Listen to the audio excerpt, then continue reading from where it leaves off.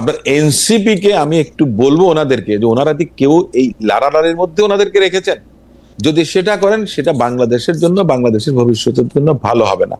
সুযোগটা অন্যরা পাবে। কিন্তু অসীম ভাই, আপনাদের কি হয়েছে? আপনারা এনসিপির পিছনে, জামায়াতের পিছনে এরকম ভাবে লাগছেন কেন? আমরা না সত্যি অসীম ভাই, আপনি একটু নিরপেক্ষভাবে একটু দেখেন। না সত্যি সত্যি এই যে আপনি একটা এটা বোধহয় এটা আমি একটা হলিউডের মুভিতে দেখছিলাম, তারপরে এটা সালাউদ্দিন কাদের চৌধুরী যেহেতু অনেক এসব মুভি টুভি দেখে থাকেন, তিনি এটা খুব ভালোভাবে কইছিলেন। কিন্তু এই কথাটা তো একটা মানে আপনাদের এত আদরের এই কিছু বাচ্চাদের জন্য এইটা একটা খুব মানে লাকসই কথা। আসলে জামায়াতে ইসলামী সে সময় একাধিক অনুষ্ঠান করেছেন, সেই অনুষ্ঠানগুলি তারা শান্তিপূর্ণভাবে করতে পেরেছেন, কেন্দ্রীয় নেতাদেরও অংশগ্রহণ ছিল, আপনিও বলেছেন বিএনপি বিভিন্ন রকম অনুষ্ঠান করেছে। আপনার কাছে কি মনে হয় যে এনসিপিকে আক্রমণ এবং জামায়াতে ইসলামী এবং বিএনপিকে আক্রমণ না করা, সেইটা কি আসলে বা সেরকম পরিস্থিতি না পড়া, সেটা কি আসলে বিএনপি বা জামায়াতে ইসলামকে সমীহ করা, নাকি আওয়ামী লীগ এখনো মনে করে এনসিপি তাদেরকে আসলে উৎখাত করেছে, বিএনপি বা জামায়াত নয়? যে এই পুরো প্রক্রিয়াটি নির্বাচনকে বিলম্বিত করতে, প্রলম্বিত করতে বা এগিয়ে আনতেও এটা ব্যবহার করা হইতে পারে, কেউ কেউ এটা চাইতে পারে। আপনিও কি সেটা মনে করেন কিনা যে নির্বাচনকে প্রভাবান্বিত করার কোনো চেষ্টা গোপালগঞ্জের ঘটনার অন্তর্নিহিত কারণ হিসেবে থাকতে পারে? এটা নিয়ে যদি আপনি একটা মন্তব্য করতেন। আমি টোটাল ডিস্টেবিলাইজ যত বেশি হবে তত বেশি নির্বাচন প্রলম্বিত হবে, বিলম্বিত হবে। তার কারণ হচ্ছে বাংলাদেশ জামায়াতে ইসলামের আমির শ্রদ্ধেয় ডক্টর শফিকুর রহমান সাহেব, তিনি বলেছেন যে এই ধরনের অবস্থায় কিভাবে নির্বাচন সম্ভব। ঠিক একই সুরে এনসিপির নেতৃবৃন্দরা গতকালকে বলেছেন যে নিরাপত্তা দিতে পারেন না, তাহলে মনে করেন যে নির্বাচন যখন হবেন তখন দেশের জনগণের নিরাপত্তা কিভাবে দিবেন। তার মানেটা হচ্ছে যে পরিবেশটা স্থিতিশীল না একটা নির্বাচন অনুষ্ঠানের জন্য, তার মানেটা হচ্ছে যে নির্বাচনটাকে বিলম্বিত করার জন্য। যে এই যে গোপালগঞ্জে অবৈধ অস্ত্র আমি দেখতে পাচ্ছি, তখন যে আমি লিথাল উইপন ইউজ করলাম, শুট টু কিল করলাম, সেইটার ক্ষেত্রে সরকারের মানে যে তিনজন খুব বসে থেকে সেগুলি মনিটর করতেছেন, তিন উপদেষ্টা নাকি ডক্টর মোহাম্মদ ইউনূস, তারা এই অর্ডারটা দিয়েছিলেন না তারা নিজের থেকে করেছেন? ব্যারিস্টার ফুয়াদ আমার অনুষ্ঠানে এসেছিলেন, তিনি বলতেছেন যেসব বিচারক আগের রেজিমে নিয়োগ পাওয়া তারা এক ধরনের মানসিক চাপ থেকে রায় দিতে বাধ্য হচ্ছে না এখন।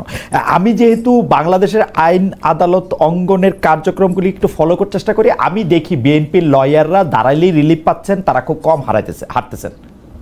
সরকার তো হারিয়ে। এটা আমার বক্তব্য। ডক্টর শফিকুল ইসলাম মাসুদ বলেছিলেন রাজশাহী বিশ্ববিদ্যালয় শেরেবাংলা হলে আমাদের যে অস্ত্র আছে তাই দিয়ে পুরো প্রশাসনকে এক সপ্তাহ চ্যালেঞ্জ করতে পারবো। এটার ব্যাখ্যা দিতে বলেন, অস্ত্র দিয়ে কি করে? শফিকুল মাসুদ ভাই, আপনি এটা বলছিলেন নাকি? আসলে এত অস্ত্র আছে আপনার? আমাদের ওই যে একটা খারাপ শব্দ আর কি সিনেমায় বলা হয় না, কাটপিস ব্যবহার করা হয়, এটা হচ্ছে একটা কাটপিস ভিডিও। এটা অনেক আগে, আমি এটা 2006-এ নরসিংদীতে একটা বক্তব্য রেখেছিলাম। নরসিংদীর বক্তব্যটা, পুরো বক্তব্যটা মানে আমার জীবনে বলা যায় যে প্রথম যে বক্তব্যটা ভাইরাল হয়, ভাইরাল মানে যেটা বেশি শুনে লোকেরা, সেটা হচ্ছে আমার নরসিংদীর 2006-এর এই বক্তব্যটা। আমি তখন শিবিরের কেন্দ্র সভাপতি ছিলাম, ওখানে একটা কৃতি ছাত্র সংবর্ধনা, কৃতি শিক্ষার্থী সংবর্ধনা, আমি সেখানে বলেছিলাম যে ছাত্রমৈত্রী অংশটুকু কেটে দিয়েছে।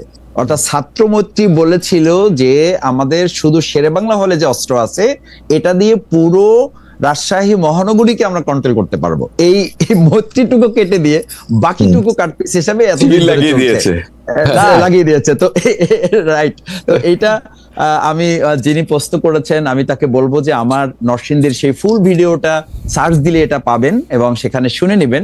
এটা বেসিক্যালি আমি তখন বলেছিলাম যে ছাত্রমৈত্রী আমাদের বিরুদ্ধে মাইকিং করে ডিক্লার করেছিল যে আমরা শুধু শিবির জামাত না, টোটাল প্রশাসনকে আমরা চ্যালেঞ্জ করার মতো ক্যাপাসিটি রাখি এবং এত তারিখ এতটার সময় ছাত্র শিবিরকে নির্মূল করার জন্য আমরা আসতেছি, যদি পারি তারা যেন আমাদেরকে ফেস করে। নিউ ইয়র্কের জ্যাকসন হাইটস থেকে আপনাদের সঙ্গে আছে আমি খালেদ মুহিউদ্দিন। আমরা বাংলাদেশে কার্যক্রমে নিষিদ্ধ থাকা আওয়ামী লীগকে প্রধান শত্রু গণ্য করে নিজেদের রাজনীতি এগিয়ে নিতে দেখছি। জুলাই আন্দোলনের নেতাদের রাজনৈতিক দল জাতীয় নাগরিক পার্টি এনসিপিকে গোপালগঞ্জের উত্তাপে যা আবার সামনে এলো। তবে এই সময় এই নিষিদ্ধ ঘোষিত রাজনৈতিক দলটির পাশে কারা থাকছেন, তাদের রাজনীতির জায়গা থেকে কারা তাদের মোকাবেলা করছেন, এই জুলাই স্পিরিটের এই ফায়দাটা কে কত বেশি কাঁধমুক্ত করে নিচ্ছেন, তা নিয়ে কথা বলতে আমাদের সঙ্গে আজ রয়েছেন বিএনপির আন্তর্জাতিক বিষয়ক সম্পাদক ব্যারিস্টার নাসিরউদ্দিন আহমেদ অসীম। জনাব ব্যারিস্টার নাসিরউদ্দিন আহমেদ অসীম আমাদের সাথে যুক্ত হয়েছেন, আমাদেরকে সময় দিয়েছেন, সেজন্য আমাদের শুভেচ্ছা এবং কৃতজ্ঞতা জানাবেন। অসীম ভাই, আপনাকে স্বাগত জানাই। আমাদের সাথে আরও থাকছেন বাংলাদেশ জামায়াতে ইসলামী ঢাকা মহানগরী দক্ষিণের secretary general doctor Shafiqul Islam Masud. Doctor Shafiqul Islam Masud, আপনাকে আমাদের অনুষ্ঠানে স্বাগত জানাই। আপনি আমাদের সাথে যুক্ত হয়েছেন, সময় দিয়েছেন, সেই জন্য আমাদের শুভেচ্ছা ও কৃতজ্ঞতা জানবেন।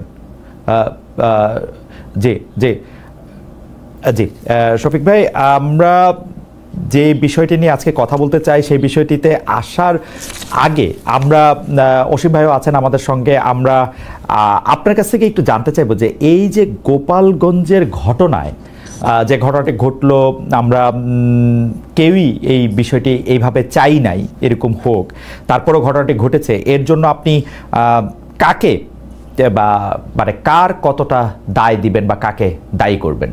মানে এখানে তিনটা পক্ষ যদি আমরা শফিক ভাই দেখি, যে সরকার, এনসিপি এবং যদি আমি বলি যে নিষিদ্ধ ঘোষিত যে সংগঠন আওয়ামী লীগ বা গোপালগঞ্জের মানুষ, কাদের আপনি দায়ী করবেন? জনাব শফিকুল ইসলাম মাসুদ। অনেক ধন্যবাদ যারা শুনছেন এবং পরবর্তীতে যারা শুনবেন তাদের সবাইকে সালাম জানাচ্ছি। আসসালামু আলাইকুম রহমতুল্লাহ। আমার সম্মানিত উপস্থাপক, তাকে ধন্যবাদ আমাকে আমন্ত্রণ জানানোর জন্য। আমার সম্মানিত সহ আলোচক, তাকে ধন্যবাদ জানাচ্ছি তার সাথে কথা বলার এবং আমরা একত্রে আলোচনা করার জন্য এই সুযোগটুকু পাওয়ার।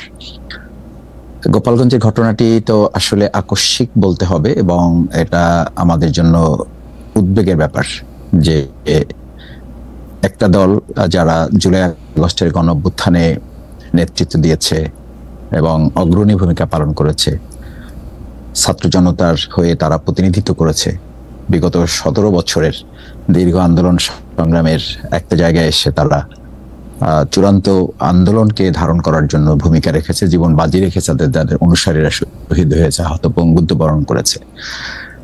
সেই ছাত্র জনতার চেতনা থেকে তাদের যে দল এনসিপি গঠিত হয়েছে, তারা জুলাই আগস্টের গণঅভ্যুত্থানের চেতনাকে সারা দেশের মানুষের কাছে পৌঁছে দেওয়ার অংশ হিসাবে তাদের থেকে কর্মসূচি জানিয়ে দেওয়া হয়েছিল আগেই, এবং প্রত্যেক জেলায় তাদের যে পদযাত্রা বা তাদের যে কর্মসূচি, নিশ্চয়ই সেটা গোপালগঞ্জ এবং ওই সংশ্লিষ্ট বিভাগ, আমি যতটুকু জানি যে প্রশাসনকে তারা লিখিত মৌখিকভাবে জানিয়েছেন এবং তাদের অনুমোদন বা তাদের থেকে অবহিতকরণের পরেই তারা কর্মসূচিগুলো পালন করছেন। খুব স্বাভাবিকভাবেই সেখানে প্রশাসনের যদি কোনো লিমিটেশনস থাকে বা তাদের কোনো কনসার্ন থাকে, সাধারণত আমাদের বিভিন্ন সময় এটা তাদের থেকে জানানো হয়।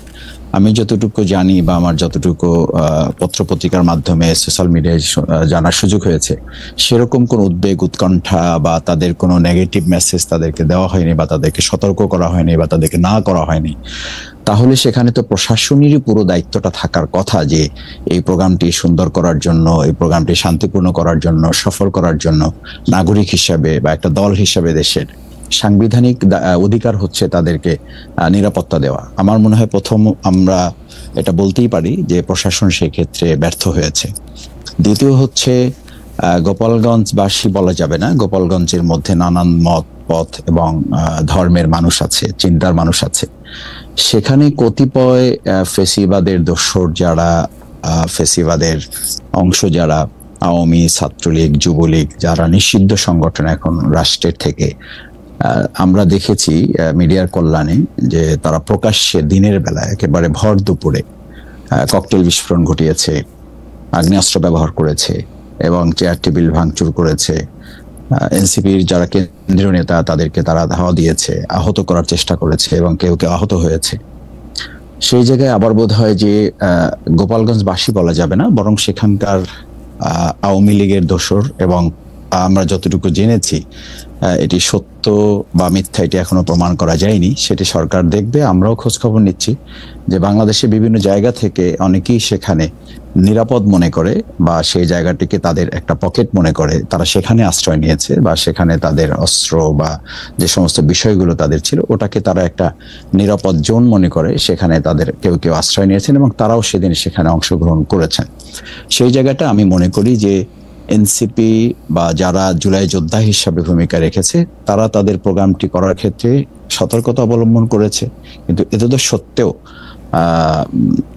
গোপালগঞ্জবাসী আমার মনে হয় তো নিশ্চয়ই তাদের সাথে ছিল, প্রোগ্রামে অংশগ্রহণ ছিল। প্রশাসনের পক্ষ থেকে যে নিরাপত্তাটা নিশ্চিত করতে পারতো সেই জায়গাটা না হওয়ার কারণে একটা পর্যায়ে গিয়ে আসলে অস্ত্রের মুখে তো সাধারণ কোনো নাগরিক বা বিশেষ করে কোনো দল যারা সাংবিধানিক জায়গার মধ্যে থাকে, নিয়ম নীতির মধ্যে থাকে, তারা তো অস্ত্রের মোকাবেলা করতে পারে না। সেই জায়গাটা প্রোগ্রামটা তখন সফল হয় নাই এবং তারা বেরিয়ে আসাটা নিরাপদ হয় নাই। মাসুদ ভাই, আমি 2-3টা বিষয় একটু আপনার কাছে জানতে চাই যে আপনি প্রশ্ন ব্যর্থ হয়েছে সেটা আপনি বলছেন, তা আমাদের প্রশ্ন হচ্ছে আপনি যদি একটু দ্রুত একটু বলতেন যে প্রশ্নের এই ব্যর্থতা কি ইচ্ছাকৃত নাকি তাদের সামর্থ্যের অভাব? ইচ্ছাকৃত কেন কেউ কেউ বলতেছেন সেইটার প্রসঙ্গে আমরা পরে আসতেছি, আপনার কাছে কোনটা মনে হয় সেটা যদি আপনি একটু বলতেন, যে প্রশ্ন কি পারেই না নাকি সে মানে ইচ্ছা করে এরকম একটা ঘটনা ঘটুক এটাই তারা চাইছে? আমি এটা মনে করি না যে প্রশাসন পারবে না, কারণ প্রশাসনে তো ফুল সেট আপ আছে। ব্যাপারটা তো এরকম না যে এখানে এসপি নাই, ডিসি নাই, তাদের যে সাংবিধানিকভাবে তাদের যে অধিকার প্রয়োগ করার সেই প্রয়োগ করার ক্ষেত্রে তাদেরকে খর্ব করা হয়েছে সেটা নাই। ব্যাপারটা তো এরকম না, সবকিছু তো তাদের আছে। যদি নাও থাকে সেই ব্যাপারে, যদি তাদের কোনো অসহায়ত্ব থাকে বা তাদের কোনো লিমিটেশনস থাকে, তাহলে তো তারা উচ্চ পর্যায়ে আলোচনা করবে, স্বরাষ্ট্রমন্ত্রীকে জানাবে অথবা রাষ্ট্রকে তারা অবহিত করবেন। সুতরাং তাদের, আমার তো মনে হয় না তাদের কোনো সীমাবদ্ধতা। আপনি মনে করতেছেন না যে তাদের সামর্থ্যের অভাব বা তাদের কোনো সীমাবদ্ধতা রয়েছে? তাহলে একটা বিষয় দ্বারা যে তারা সামর্থ্যের অভাব নেই, তাদের আন্তরিকতার অভাব ছিল, এতে কোনো সন্দেহ নেই। এই আন্তরিকতার অভাব কি কারণ? মানে মাসুদ ভাই, কেন আপনাকে আমি প্রশ্ন করতেছি, কারণ আপনি শুধু একটি দলের একজন কেন্দ্রীয় নেতাই নন, আপনি একজন খুবই মানে আমি কি বলবো একটা তীক্ষ্ণ ধীসম্পন্ন মানুষ যিনি বিশ্লেষণ করেন। আপনি কেন এইটা মনে করতেছেন যে সরকার আন্তরিকতার অভাব ছিল বা সরকার ইচ্ছে করে এটা করতেছে? আমরা তো দেখলাম খুব মানে এটা জি একটু যদি বলতেন। এটা কিন্তু সরকার নিজেরাও বলে যে এখনো সরকারের কোথাও কোথাও আওয়ামী লীগের দোসর আছেন। আমি উপদেষ্টা জনাব আসিফ নজরুল সাহেবের কথাই বলতে চাই। বলেছেন যে এই এখনকার অনেক পুলিশ তারা তো বিগত 15 বছরে আওয়ামী লীগের নিয়োগকৃত পুলিশ, সুতরাং তারা তো সব কথা আমাদের শুনছে না, এরকম ব্যাপার আছে। কথা, এই উদ্বেগের কথা তো তারা জানিয়েছেন। সুতরাং আন্তরিকতার অভাব থাকবে, এটাই তো স্বাভাবিক না? কিন্তু মাসুদ ভাই, একটু করে বিশ্লেষণ করি। ধরেন সরকারের কোথাও কোথাও আওয়ামী দোসররা আছে, তা যদি উপদেষ্টাদের মধ্যে না থাকে, ধরেন উপদেষ্টারা না, বসরা না, ডক্টর ইউনূস না, ধরেন মাঠ পর্যায়ে, তো মাঠ পর্যায়ে যদি থাকে, যদি সেই এসপি, দায়িত্বপ্রাপ্ত এসপি সেটা কন্ট্রোল করতে না পারে, যদি পুলিশ ফোর্স না পারে, তাহলে তো আমরা এটা জানবো যে এটা হায়ারার্কি বা স্বরাষ্ট্র উপদেষ্টা তো তাদের জিজ্ঞেস করবে। তো সেটা তো আমরা করতে দেখি নাই। আমরা দেখছি যে ওইখানে 4টা মানুষ মারা গেছে। আমরা দেখছি যেটারে হচ্ছে আমরা জামায়াতের আমির সাহেবের ফেসবুকের একটি পোস্টও দেখছি, সেইটার মধ্যেও তিনি প্রায় একই রকম কথা বলছেন যে আমি যদি তাকে কোট করি যে এখন যে অবস্থায় সে দাঁড়িয়েছে, কার্যত মাঠে আইন শৃঙ্খলা রক্ষাকারী বাহিনীর কোনো উপস্থিতি লক্ষ্য করা যাচ্ছে না। অতি দ্রুত সরকারকে অবশ্যই প্রয়োজনীয় সকল পদক্ষেপ গ্রহণ করতে হবে, অন্যথায় ইতিহাসের পূর্ণ দায় সরকারের উপরেই বর্তাবে। আমি তো মানে এর অন্যথায় হওয়ার সুযোগ দেখতেছি না যে সরকারের উপর, মানে আপনি খুবই ভদ্রভাবে বললেন কিন্তু তারপরও দায়টা কিন্তু আলটিমেটলি গিয়ে সরকারের উপরেই বর্তায়। এবং এটা যদি সামর্থ্যের অভাব না হয়, যদি আন্তরিকতার অভাব হয়, সেটা কেন? মানে দোষর বইলে আমরা কতদিন পার পাবো? কারণ দোষর হইলে তো যিনি পুলিশ ওখানে কাজ করতেছেন তিনি থাকবেন। আমার তো মনে হয় যদি দোষর হয়, যে দোষের উপরে দায় চাপাতে চান উপদেষ্টারা, সেই দোষর আছেন হচ্ছে উপদেষ্টা বোর্ডে, সেই দোষর হচ্ছেন প্রধান উপদেষ্টা ডক্টর মোহাম্মদ ইউনূস। আপনি যথার্থই বলেছেন। দুটো বিষয় বলি। একটা হচ্ছে উপদেষ্টাদের মধ্যে যারা আছেন তারা কি চিন্তা লালন করেন না, এই প্রসঙ্গগুলো কিন্তু আমরা বিভিন্ন সময় বলার চেষ্টা করছি। এবং আজকে আমাদের যে বিক্ষোভ মিছিল ছিল, কেন্দ্র ঘোষিত কর্মসূচি, সেই কর্মসূচির অংশ হিসেবে ঢাকা মহানগরী উত্তর এবং দক্ষিণের যৌথ কর্মসূচি ছিল বাইতুল মোকাররমের উত্তর গেটে বিকেল 5টায়। সেখানে ডক্টর সৈয়দ আব্দুল্লাহ মোহাম্মদ তাহের, সাবেক এমপি, উনি প্রধান অতিথি ছিলেন, সেক্রেটারি জেনারেল সহ অন্যান্য বিশেষ অতিথি কেন্দ্রীয় নেতৃবৃন্দ ছিলেন। সেখান থেকে আমরা পরিষ্কার যারা গোপালগঞ্জে দায়িত্ব পালনে ছিলেন তাদের ব্যাপারে আমরা প্রত্যাহার করার জন্য বলেছি। এমনকি স্বরাষ্ট্র উপদেষ্টার ব্যাপারেও ডক্টর সৈয়দ আব্দুল্লাহ মোহাম্মদ তাহের দাবি জানিয়েছেন স্বরাষ্ট্র উপদেষ্টাকে প্রত্যাহার করার জন্য। তার মানে আমরা আসলে কোনো অংশটাকে বাদ রেখে এটাকে কোনো যাচাই বাছাই বা কোনো রাগঢাক রেখে আমরা কথা বলিনি। আমরা কথা বলেছি যে এটা জানমালের নিরাপত্তার প্রশ্নে সরকারের দায়িত্ব। সেখানে আমাদের যদি কোনো কনসার্ন থাকতো সেটা সরকার বা প্রশাসন তো আগেই আমাদেরকে জানানোর কথা। যেহেতু তারা এটা জানাননি, সুতরাং সেখানে জানমালের যে কোনো ক্ষয়ক্ষতির দায়িত্ব সরকার এবং প্রশাসনকে বহন করতে হয় এবং বহন করার কথাই আমরা স্পষ্ট করে আমিরে জামাতও বলেছেন। আজকেও আমাদের বিক্ষোভ সমাবেশ ছিল, সেখানে এটা আমরা স্পষ্ট করে আমাদের দাবির কথা বা আমাদের আহ্বান আমরা সরকারের কাছে রেখেছি, জনগণের সামনে উপস্থাপন করেছি। এনসিপির প্রসঙ্গে একটু আসি মাসুদ ভাই, আপনি সরকারের প্রসঙ্গে আপনাদের অবস্থান আসলেই স্পষ্ট, দর্শকরা যেটা বোঝার সেটা তো নিশ্চয়ই বুঝবেন। আমি একটু এনসিপির প্রসঙ্গে আসি। অনেকে বলছেন, কেউ এনসিপিকে দায়ী করতেছেন যে এনসিপি বিভিন্ন উস্কানিমূলক আচরণ করেছে। একটি তারা করেছে হচ্ছে সকল জেলায় বা সকল মুভমেন্টে পদযাত্রা বললো, এটাকে মার্চ টু গোপালগঞ্জ বলেছে। তাদের সমর্থিত কেউ গোপালগঞ্জে বিভিন্ন রকম নাশকতা কাজকর্মের কথা বলেছে। কেউ এটিও বলে থাকেন যে তাদের বক্তব্যের বেশিরভাগ জুড়েই আক্রমণাত্মক এবং অন্যান্য বিষয়ে স্লোগান তোলা হয়েছে। আপনি এটা থেকে কি মনে করেন যে মানে এনসিপি যা করেছে রাজনৈতিক কর্মসূচি হিসেবে তার মধ্যে আপনি কোনো প্রবলেম দেখেন কিনা? আচ্ছা, এটি তো খুব স্বাভাবিক ব্যাপার নয় যে আমি যদি আইন শৃঙ্খলা বিরোধী কোনো কর্মসূচি করি, রাষ্ট্র বিরোধী কোনো বক্তব্য দিয়ে থাকি, সে ব্যাপারে কি কোনো সাধারণ নাগরিক দায়িত্ব পালন করবেন বা কোনো দলের, বিশেষ করে কোনো নিষিদ্ধ দলের অস্ত্রধারীরা কি আমার ব্যাপারে এসে আমার উপরে হামলা করবেন? এটা কি একটা মানে রাষ্ট্রের কোনো কাঠামো হতে পারে? বা এটা একটা নাগরিকের সাথে আর একটা নাগরিকের সম্পর্কের প্রশ্ন না তো? যদি এনসিপি কোনো আইনের লঙ্ঘন করে, সাংবিধানিক কোনো ব্যত্যয় তারা করে, বক্তব্য তাদের মধ্যে কোনো শৃঙ্খলতা থাকে, কর্মসূচি যদি সরকারের সাথে সাংঘর্ষিক হয়, সরকার যদি সেটাকে থ্রেট মনে করে, জনগণের জন্য মনে করে, রাষ্ট্রের জন্য মনে করে, সেটা তো সরকার পদক্ষেপ নেবে। সেটা কি কোনো সাধারণ নাগরিক বা কোনো একটা দল, বিশেষ করে নিষিদ্ধ কোনো দলকে অস্ত্র নিয়ে তাদেরকে হামলা করতে হবে? এটা কি যথার্থ?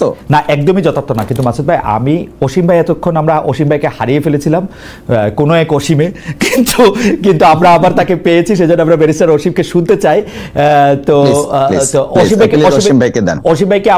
ভাইকে আমাদেরকে শুনতে পাচ্ছেন না? আমার একটা ছোট্ট অসীম ভাইকে আবার আমরা লুজ করছি, মানে অসীম ভাইকে আমাদেরকে শুনতে পাচ্ছেন এখন? এখন শুনতে পাচ্ছি, এই মুহূর্তে শুনতে পাচ্ছি। জি, না, অসীমকে রেখে আমি একটা কথা বলতে চাই যে মাসুদ ভাই, আপনি কি মনে করেন যে এনসিপির এই কার্যক্রম বা এই রাজনৈতিক কার্যক্রম, এনসিপির রাজনৈতিক কার্যক্রম সেটি সঠিক ছিল? মানে গোপালগঞ্জে যে তাদের রাজনৈতিক কার্যক্রম সেটি সঠিক ছিল বলে মনে করেন কিনা? দেখেন, আমার সঠিক মনে করা না করা খুবই গুরুত্বপূর্ণ মাসুদ ভাই, খুবই গুরুত্বপূর্ণ। কেন আমি এটা বলতেছি, মানে অসীম ভাইয়ের বলাটা গুরুত্বপূর্ণ, সেইটা হচ্ছে দলের সিদ্ধান্ত নেওয়ার জায়গা থেকে না। কিন্তু আপনাকে এবং ব্যারিস্টার অসীম ভাইকে আমি অনেকদিন ধরে চিনি, যে আপনাদের মতামত আমার কাছে এবং আমাদের দর্শকদের কাছে খুবই গুরুত্বপূর্ণ। সেই জন্য আজকে আমরা অনুষ্ঠানের সময়সূচি একটু পরিবর্তন করে হলেও আপনাদের কাছ থেকে একটু মন্তব্য শুনতে চাচ্ছি। আপনি কি মনে করেন যে এনসিপির এই রাজনৈতিক কার্যক্রমটা সঠিক ছিল কিনা? মানে মার্চ টু গোপালগঞ্জ, তাদের ওখানে যাওয়া, আওয়ামী লীগ কি করছে সেটা নিয়ে আমি আসলে প্রশ্ন তুলতে চাই না এই মুহূর্তে আর কি। এই সঠিক কিংবা ব্যাঠিক এটা নির্ধারণ করার দায়িত্ব তো আমি একজন দলের কর্মী হিসাবে বা একজন সাধারণ নাগরিক হিসেবে আমার হওয়ার কথা না। এটা দুটো জায়গা, একটা হচ্ছে প্রশাসন আর একটা হচ্ছে সাধারণ মানুষ, যাদের কাছে তারা তাদের কর্মসূচি প্লেস করছেন, তারা ঠিক করবেন যে তারা ঠিক করছেন না ব্যাঠিক করছেন।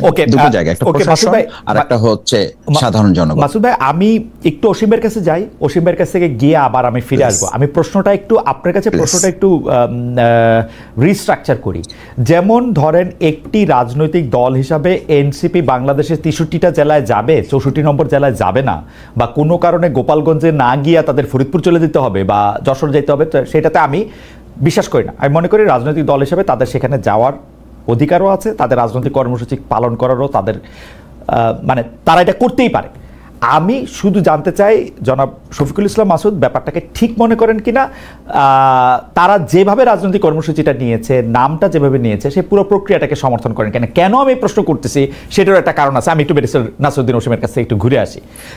যে ব্যারিস্টার অসীম, আমরা দুটা বিষয় একটু প্রথমে প্রশ্ন করছিলাম, আমরা অনেকক্ষণ পরে আপনাকে পেলাম, নাহলে আরও অনেকক্ষণ আগেই আসতাম আপনার কাছে। আপনি আমাদের দর্শকরাও অপেক্ষা করতেছেন আপনার মন্তব্যের জন্য। আমরা মাসুদ ভাইয়ের কাছে স্পেসিফিক কয়েকটা প্রশ্ন রেখেছিলাম যে গোপালগঞ্জে যে ঘটনা ঘটলো সেইটাতে প্রশাসনের ব্যর্থতা দেখেন কিনা, প্রশাসনের দায় দেখেন কিনা, এনসিপির এই রাজনৈতিক কার্যক্রমকে সঠিক বলে মনে করেন কিনা যে রাজনৈতিক কার্যক্রমটা গোপালগঞ্জ অভিমুখে ছিল, এবং সর্বশেষে আপনি এটা মনে করেন কিনা যে যদি সরকার মানে সরকারের যদি কোনো দায় বা দায়িত্ব থাকে তাহলে সেইটা কি যোগ্যতার অভাবে বা সামর্থ্যের অভাবে নাকি তাদের ইচ্ছাকৃত? ব্যারিস্টার নাসিরউদ্দিন অসীম, আপনি যদি একটু বলতেন। আমি খালেদ মহিউদ্দিন, আপনাকে ধন্যবাদ আমাকে আমন্ত্রণ জানানোর জন্য।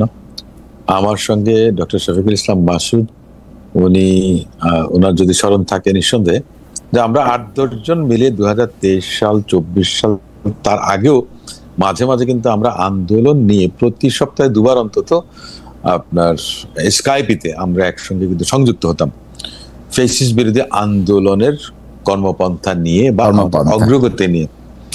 তো আমি সেদিক থেকে বলবো যে আমি ভাগ্যবান যে আজকে ঠিকানা খালেদ মহিউদ্দিন সাহেবের ঠিকানাটা আমি পেয়েছি বহু বছর পরে, এবং ওনার মাধ্যমে দর্শক শ্রোতাদের কাছে পৌঁছাতে পারছি, এটাও একটা গৌরবের বিষয় আমার কাছে। কিন্তু সবচেয়ে বড় গ্লানি করে যে বিষয়টা, সেটা হচ্ছে যে 16 জুলাই যখন আবু সাঈদ কিংবা চট্টগ্রামের ওয়াসিম আকরাম শহীদ হয়েছেন, সেদিন কেন আমি গোপালগঞ্জকে মেনে নিলাম? আপনার মুসলমানদের কেবলা তো হলো গিয়ে আপনার সৌদি আরব, বাংলাদেশ আওয়ামী লীগের কেবলা হচ্ছে যে গোপালগঞ্জ। আমি প্রথম কথাটাই মনে করি যে রাজনৈতিক দল হিসেবে যে কোনো বড় রাজনৈতিক দল কিংবা পুরনো রাজনৈতিক দল দায়িত্বশীলতার পরিচয় যদি দেন, তাহলে তারা সব সময় অ্যাভয়েড করবেন গোপালগঞ্জের মতো একটা জেলাকে বাদ দিয়ে তাদের কর্মসূচি শুরু করা। আমি একথা বলছি না যে আমার কর্মকাণ্ড কি তাহলে বাংলাদেশে ওই গোপালগঞ্জ পর্যন্ত বাদ দিয়ে রেস্ট্রিক্টেড না। 68,000 বর্গমাইলের এই বাংলাদেশে প্রত্যেকের সমান অধিকার আছে। আমরা প্রত্যেকেই প্রত্যেকটা জায়গায় প্রত্যেকটা বর্গ ইঞ্চিতে আমাদের অধিকার আছে, কিন্তু বিষয়টা সে জায়গাতে না, এখানে আবেগের একটা বিষয় কাজ করে। এখন আমি যদি মনে করি যে এই যে দায়িত্বহীনতা কিংবা দায়িত্বশীলতার পরিচয় দেবার কথা, সেটা কি শুধু এককভাবে গোপালগঞ্জের প্রশাসন যথেষ্ট ছিল? আমি মনে করি নিঃসন্দেহে না। আওয়ামী লীগ ক্ষমতায় ছিল, সে সময়ও কিন্তু 15 বছর ফ্যাসিস্ট বিরোধী আন্দোলনে কোন জায়গায় বাংলাদেশ জাতীয়তাবাদী দলের নেতাকর্মীরা থানা ঘেরাও করে রেখেছিল। তার কারণটা ছিল কিরকম? সাংগঠনিক যে শক্তি, অবস্থান এবং অবকাঠামো জেলার সমস্ত কিছু মিলিয়ে দেখা গেছে যে পুলিশ প্রশাসন কিংবা অন্যান্য যে সমস্ত আইন প্রয়োগকারী সংস্থা ছিল, তারাও দেখা যাচ্ছে যে পেরে উঠতো না। তো সেদিক থেকে আপনি যদি গোপালগঞ্জকে কনসিডার করেন, সেখানে শেখ মুজিবুর রহমান সাহেবের সমাধিস্থল রয়েছে। সঙ্গত কারণে কেউ যদি বলে যে গোপালগঞ্জ অভিযানে যাচ্ছি বা আপনার গোপালগঞ্জ দখল করতে যাচ্ছে, মানে বডি ল্যাঙ্গুয়েজ, যেটা perception we receive from the wording, সেটা কিন্তু একটু এক ধরনের আপনার এটাকে কি বলে, অস্থিতিশীল অবস্থা বা আপনার যেটাই আমরা রাজনৈতিক পরিভাষায় যেটাই বলেন না কিন্তু উত্তপ্তকর একটা পরিবেশ পরিস্থিতি তৈরি করে। ব্যারিস্টার অসীম ভাই, আমি আসলে মাসুদ ভাইকে, আপনি যেহেতু একটু ব্যক্তিগত জায়গা থেকে শুরু করলেন, আমি একটু এটা আমারও একটু বলা উচিত। মাসুদ ভাই, অসীম ভাই ইউনিভার্সিটিতে আমাদের নেতা ছিলেন। মানে আমি ছাত্রদল জীবনে করি না, এটাতে আবার ভুল বোঝাচ্ছে। কিন্তু অসীম ভাই যেহেতু ছাত্র নেতাই ছিলেন, অসীম ভাই আপনি আমার লিডার, এটাতে আবার ভুল বোঝাবুঝি তৈরি হতে পারে। আমি ছাত্রদল জীবনে করি না, কিন্তু ঘটনা হইতেছে অসীম ভাই, লিডার হিসেবে আপনাকে একটা প্রশ্ন করি, আপনি কি মনে করতেছেন যে এনসিপি আসলে এই প্রোগ্রামটা 16 জুলাই না করলে ঠিক হইতো, নাকি কখনোই না করলে ঠিক হইতো? মানে এনসিপির এটা করাই উচিত হয় না?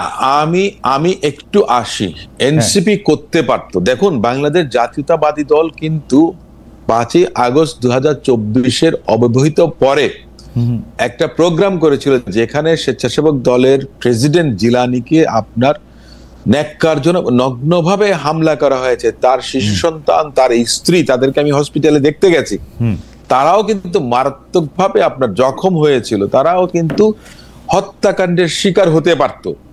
আমি সে কারণেই বলছি যে গোপালগঞ্জ জায়গাটা আওয়ামী লীগের জন্য কেবলা, আওয়ামী লীগের।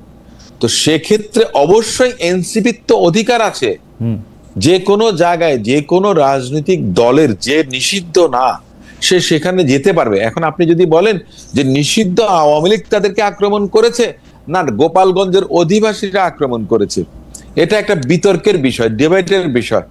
কেন বলছি দেখেন অসীম ভাই, আপনি যদি মানে আমরা আসলে আলোচনার শুরুর পর্যায়ে তো আপনি যদি বিষয়টা পরিষ্কার করতেন যে মানে ঠিক আছে, মানে স্বেচ্ছাসেবক দলের লোকে একজন নিহত হয়েছেন, গোপালগঞ্জের ক্ষেত্রে আওয়ামী লীগের বিশেষ রকম শক্তি এবং আবেগের জায়গাও রয়েছে, তো সেই ক্ষেত্রে কি এনসিপির এই কর্মসূচিটা না করাই উচিত ছিল? মানে এটা করাটাই ঠিক হয়, অ্যাভয়েড করতে পারতেন না, ওনারা করতে পারতেন। এবং আপনি চাইতেছেন যে গোপালগঞ্জ, আমি আপনাকে বলি, না আমি আপনাকে একটা উদাহরণ দেই, বিএনপি কিন্তু তারপরে অনেকগুলো প্রোগ্রাম করেছে, সেখানে সেলিমুজ্জামান, শামা ওবায়েদ সহ বিএনপির এমনকি ছাত্র দলের পক্ষ থেকে ইন্ডিভিজুয়ালি প্রোগ্রাম করেছে।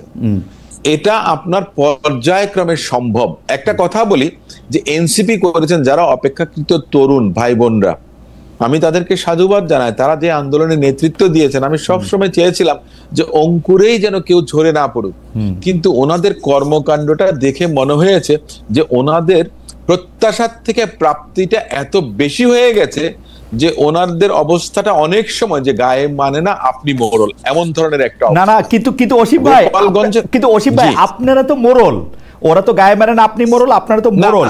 কিন্তু আমি বলতেছি যে ওরা যখন আক্রান্ত হইল বা এই জিনিসটা নিয়ে ওরা যে আক্রান্ত হয়েছে, এটা যে বিএনপি স্বীকার করছে, মানে আমি তর্কের জায়গাটা না, বিএনপির নিন্দা বলছে, বিবৃতি দিছে, যথাসময়ে পাশে থাকার কথা বলছে, এটা সবকিছু ঠিক আছে। কিন্তু গোপালগঞ্জে যখন তারা আক্রান্ত হয়, আপনাদের ওইখানে কিন্তু একটা সিস্টেমেটিক একটা ফোর্স আছে, সিস্টেমেটিক একজন সমর্থক বাহিনী আছে, তারা কেউ গিয়া কিন্তু এনসিপির পাশে এসে দাঁড়ায় নাই। এইটা কেন? কারণ হচ্ছে আপনারা এনসিপির অপছন্দ করেন। আমি আপনাকে বলি, অপছন্দের কোনো বিষয় না, অপছন্দের কোনো বিষয় এখানে কিন্তু নেই। আমি একটা কথা বারবার বলেছি এবং আমাদের দল থেকেও বলা হয়েছে যে তারা বয়সে অপেক্ষাকৃতভাবে তরুণ, রাজনৈতিক দল হিসেবে তারা নবীন, তাদের অভিজ্ঞতার আরো প্রয়োজন আছে। সে জায়গাতে তাদের অ্যাওয়ারনেসটা জাগানোর জন্য বাংলাদেশ জাতীয়তাবাদী দলের একজন কর্মী হিসেবে আমি বারবার বলেছি, এমনকি আমাদের দলের কোন সিনিয়র নেতা যদি তাদেরকে কটাক্ষ করে কোনো কটু মন্তব্য করে থাকেন, সেখানে আমি বলেছি যে আমাদের সংযমের পরিচয় দেওয়া উচিত, তাদেরকে উৎসাহ জাগানো উচিত। তাদের সঙ্গে আমাদের ডিফারেন্সটা কোথায়? বাংলাদেশ জামাত ইসলামের সঙ্গে আমাদের ডিফারেন্সটা কোথায়?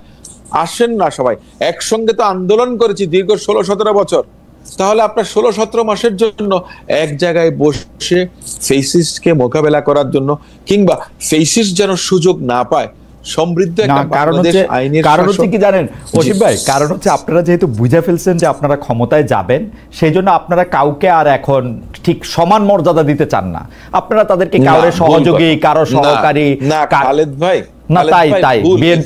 ভুল।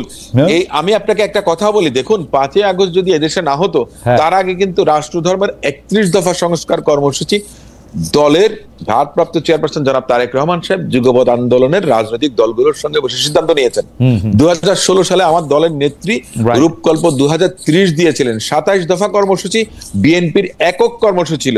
সেখানেও কিন্তু আপনাদের সরকার গঠনের যদি সুযোগ পায়, জনগণ যদি পছন্দ করে, তাহলে যুগপৎ আন্দোলন বলেন, গণতান্ত্রিক আন্দোলন বলেন, ফেসিস্ট বিরোধী আন্দোলন বলেন, সেই আন্দোলনের প্রত্যেকটা শরিক দলকে নিয়ে জাতীয় সরকারের প্রস্তাবনা আমার দলের নেতা জনাব তারেক রহমান সাহেব দিয়ে সেটা তো দিবেনি, সেখানে সেটা তো দিবেনি। মানে আমি আমার সঙ্গে আরো 10টা দল আসলে অসুবিধা কি? শেখ হাসিনাও তো বিরোধী দলকে সেটা দেবেন না। এই কথাটা বাংলাদেশে, আমি একটা কথা বলি, that something doesn't exist in the dictionary of politics. না না, কি বলে 5 আগস্টের আগে কেউ শেখ হাসিনা জাতীয় সরকার করছে না, শেখ হাসিনা চালিয়ে যাবে না? না, আমাকে একটা কথা বলেন, শেখ হাসিনা জাতীয় সরকার করেছেন সেটা একদিন, শেখ হাসিনার সেটা মোড়কটা একরকম ছিল, কিন্তু শেখ হাসিনা যাবার একদিন আগে এদেশের কোন নাগরিক কি বিশ্বাস করতো যে শেখ হাসিনা কোনোদিন বিদায় নেবে? আমি শুধু একটা, আমার এই প্রসঙ্গে খালি একটা লিটমাস টেস্ট আছে। ধরেন আপনারা জাতীয় সরকার করতে চান, সবার নিয়ে সরকার করতে চান, আপনারা কি সরকার প্রধানের দায়িত্বটা বিএনপি ছাড়া আর কাউরে দিবেন? দেখুন, সংসারের মুরব্বী যিনি থাকেন, absolutely I have raised my case my lord, তাই না? I have raised my case. আপনারা সংসারের মুরব্বী, বাকিরা হচ্ছে বাচ্চা কাচ্চা। না, কিন্তু আমাকে একটা কথা বলেন, যখন সংসারে যখন মা বাবা থাকেন, দেখেন মা বাবার কাছে কিন্তু তার জীবনের থেকেও তার সন্তান সন্ততির অবস্থানটা অনেক বেশি থাকে। আপনাকে তাহলে সেই আঙ্গে কি চিন্তা করতে হবে? আচ্ছা ঠিক আছে, আমি আর আপনার সাথে তর্ক করব না। মা বাবা ডুবে যাবে টাইটানিকের লাইফ বোটে, মা বাবা উঠবে না, সন্তান সন্ততিকে তুলবে, ছেলে মেয়েকে তুলবে, এটা বুঝে নিতে হবে। আমি একটা কথা বলি, গোপালগঞ্জে এনসিপি গিয়েছে, আমি একটা কথা বলি, 1-11 সময়কার কথা খালেদ ভাই আপনি খুব ভালো মতো অবজার্ভ করছিলেন। কোন একজন নেতা বলেছিলেন যে বোধহয় আগে কুকুরে লেজ নাড়তো আর এখন লেজে কুকুর নাড়ে। আপনার এনসিপি কে আমি একটু বলবো ওনাদেরকে যে ওনারা কেউ এই লাড়ালাড়ির মধ্যে ওনাদেরকে রেখেছেন, যদি সেটা করেন সেটা বাংলাদেশের জন্য, বাংলাদেশের ভবিষ্যতের জন্য ভালো হবে না। সুযোগটা অন্যরা। কিন্তু অসীম ভাই, আপনাদের কি হয়েছে? আপনারা এনসিপির পিছনে, জামায়াতের পিছনে এরকম ভাবে লাগছেন কেন? আমরা না সত্যি অসীম ভাই, আপনি একটু নিরপেক্ষভাবে একটু দেখেন। না না, সত্যি এই যে আপনি একটা এটা বোধহয় এটা আমি একটা হলিউডের মুভিতে দেখছিলাম, তারপরে এটা সালাউদ্দিন কাদের চৌধুরী যেহেতু অনেক এরসব মুভি টুভি দেখে থাকেন, তিনি এটা খুব ভালোভাবে কইছিলেন।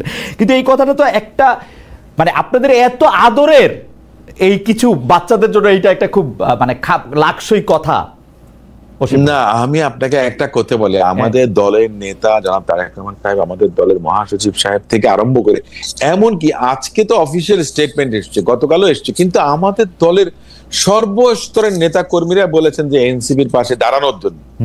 গোপালগঞ্জে যে ঘটনা ঘটেছে নগ্ন নেককারজনক, এটার জন্য তো রাষ্ট্র দায়ী। রাষ্ট্র মানে কি জানেন? আচ্ছা, রাষ্ট্র দায়ী বলে আসি। অসীম ভাই, আপনি শুধু একজন জুরিস্ট হিসেবে আমাকে এটা বলেন তো, রাষ্ট্র যে এটা দায়ী, আমি মাসুদ ভাইকে ওই প্রশ্ন করছিলাম যে এইটা কি রাষ্ট্রের সামর্থ্যের অভাব নাকি রাষ্ট্র এটা ইচ্ছা করে নাই?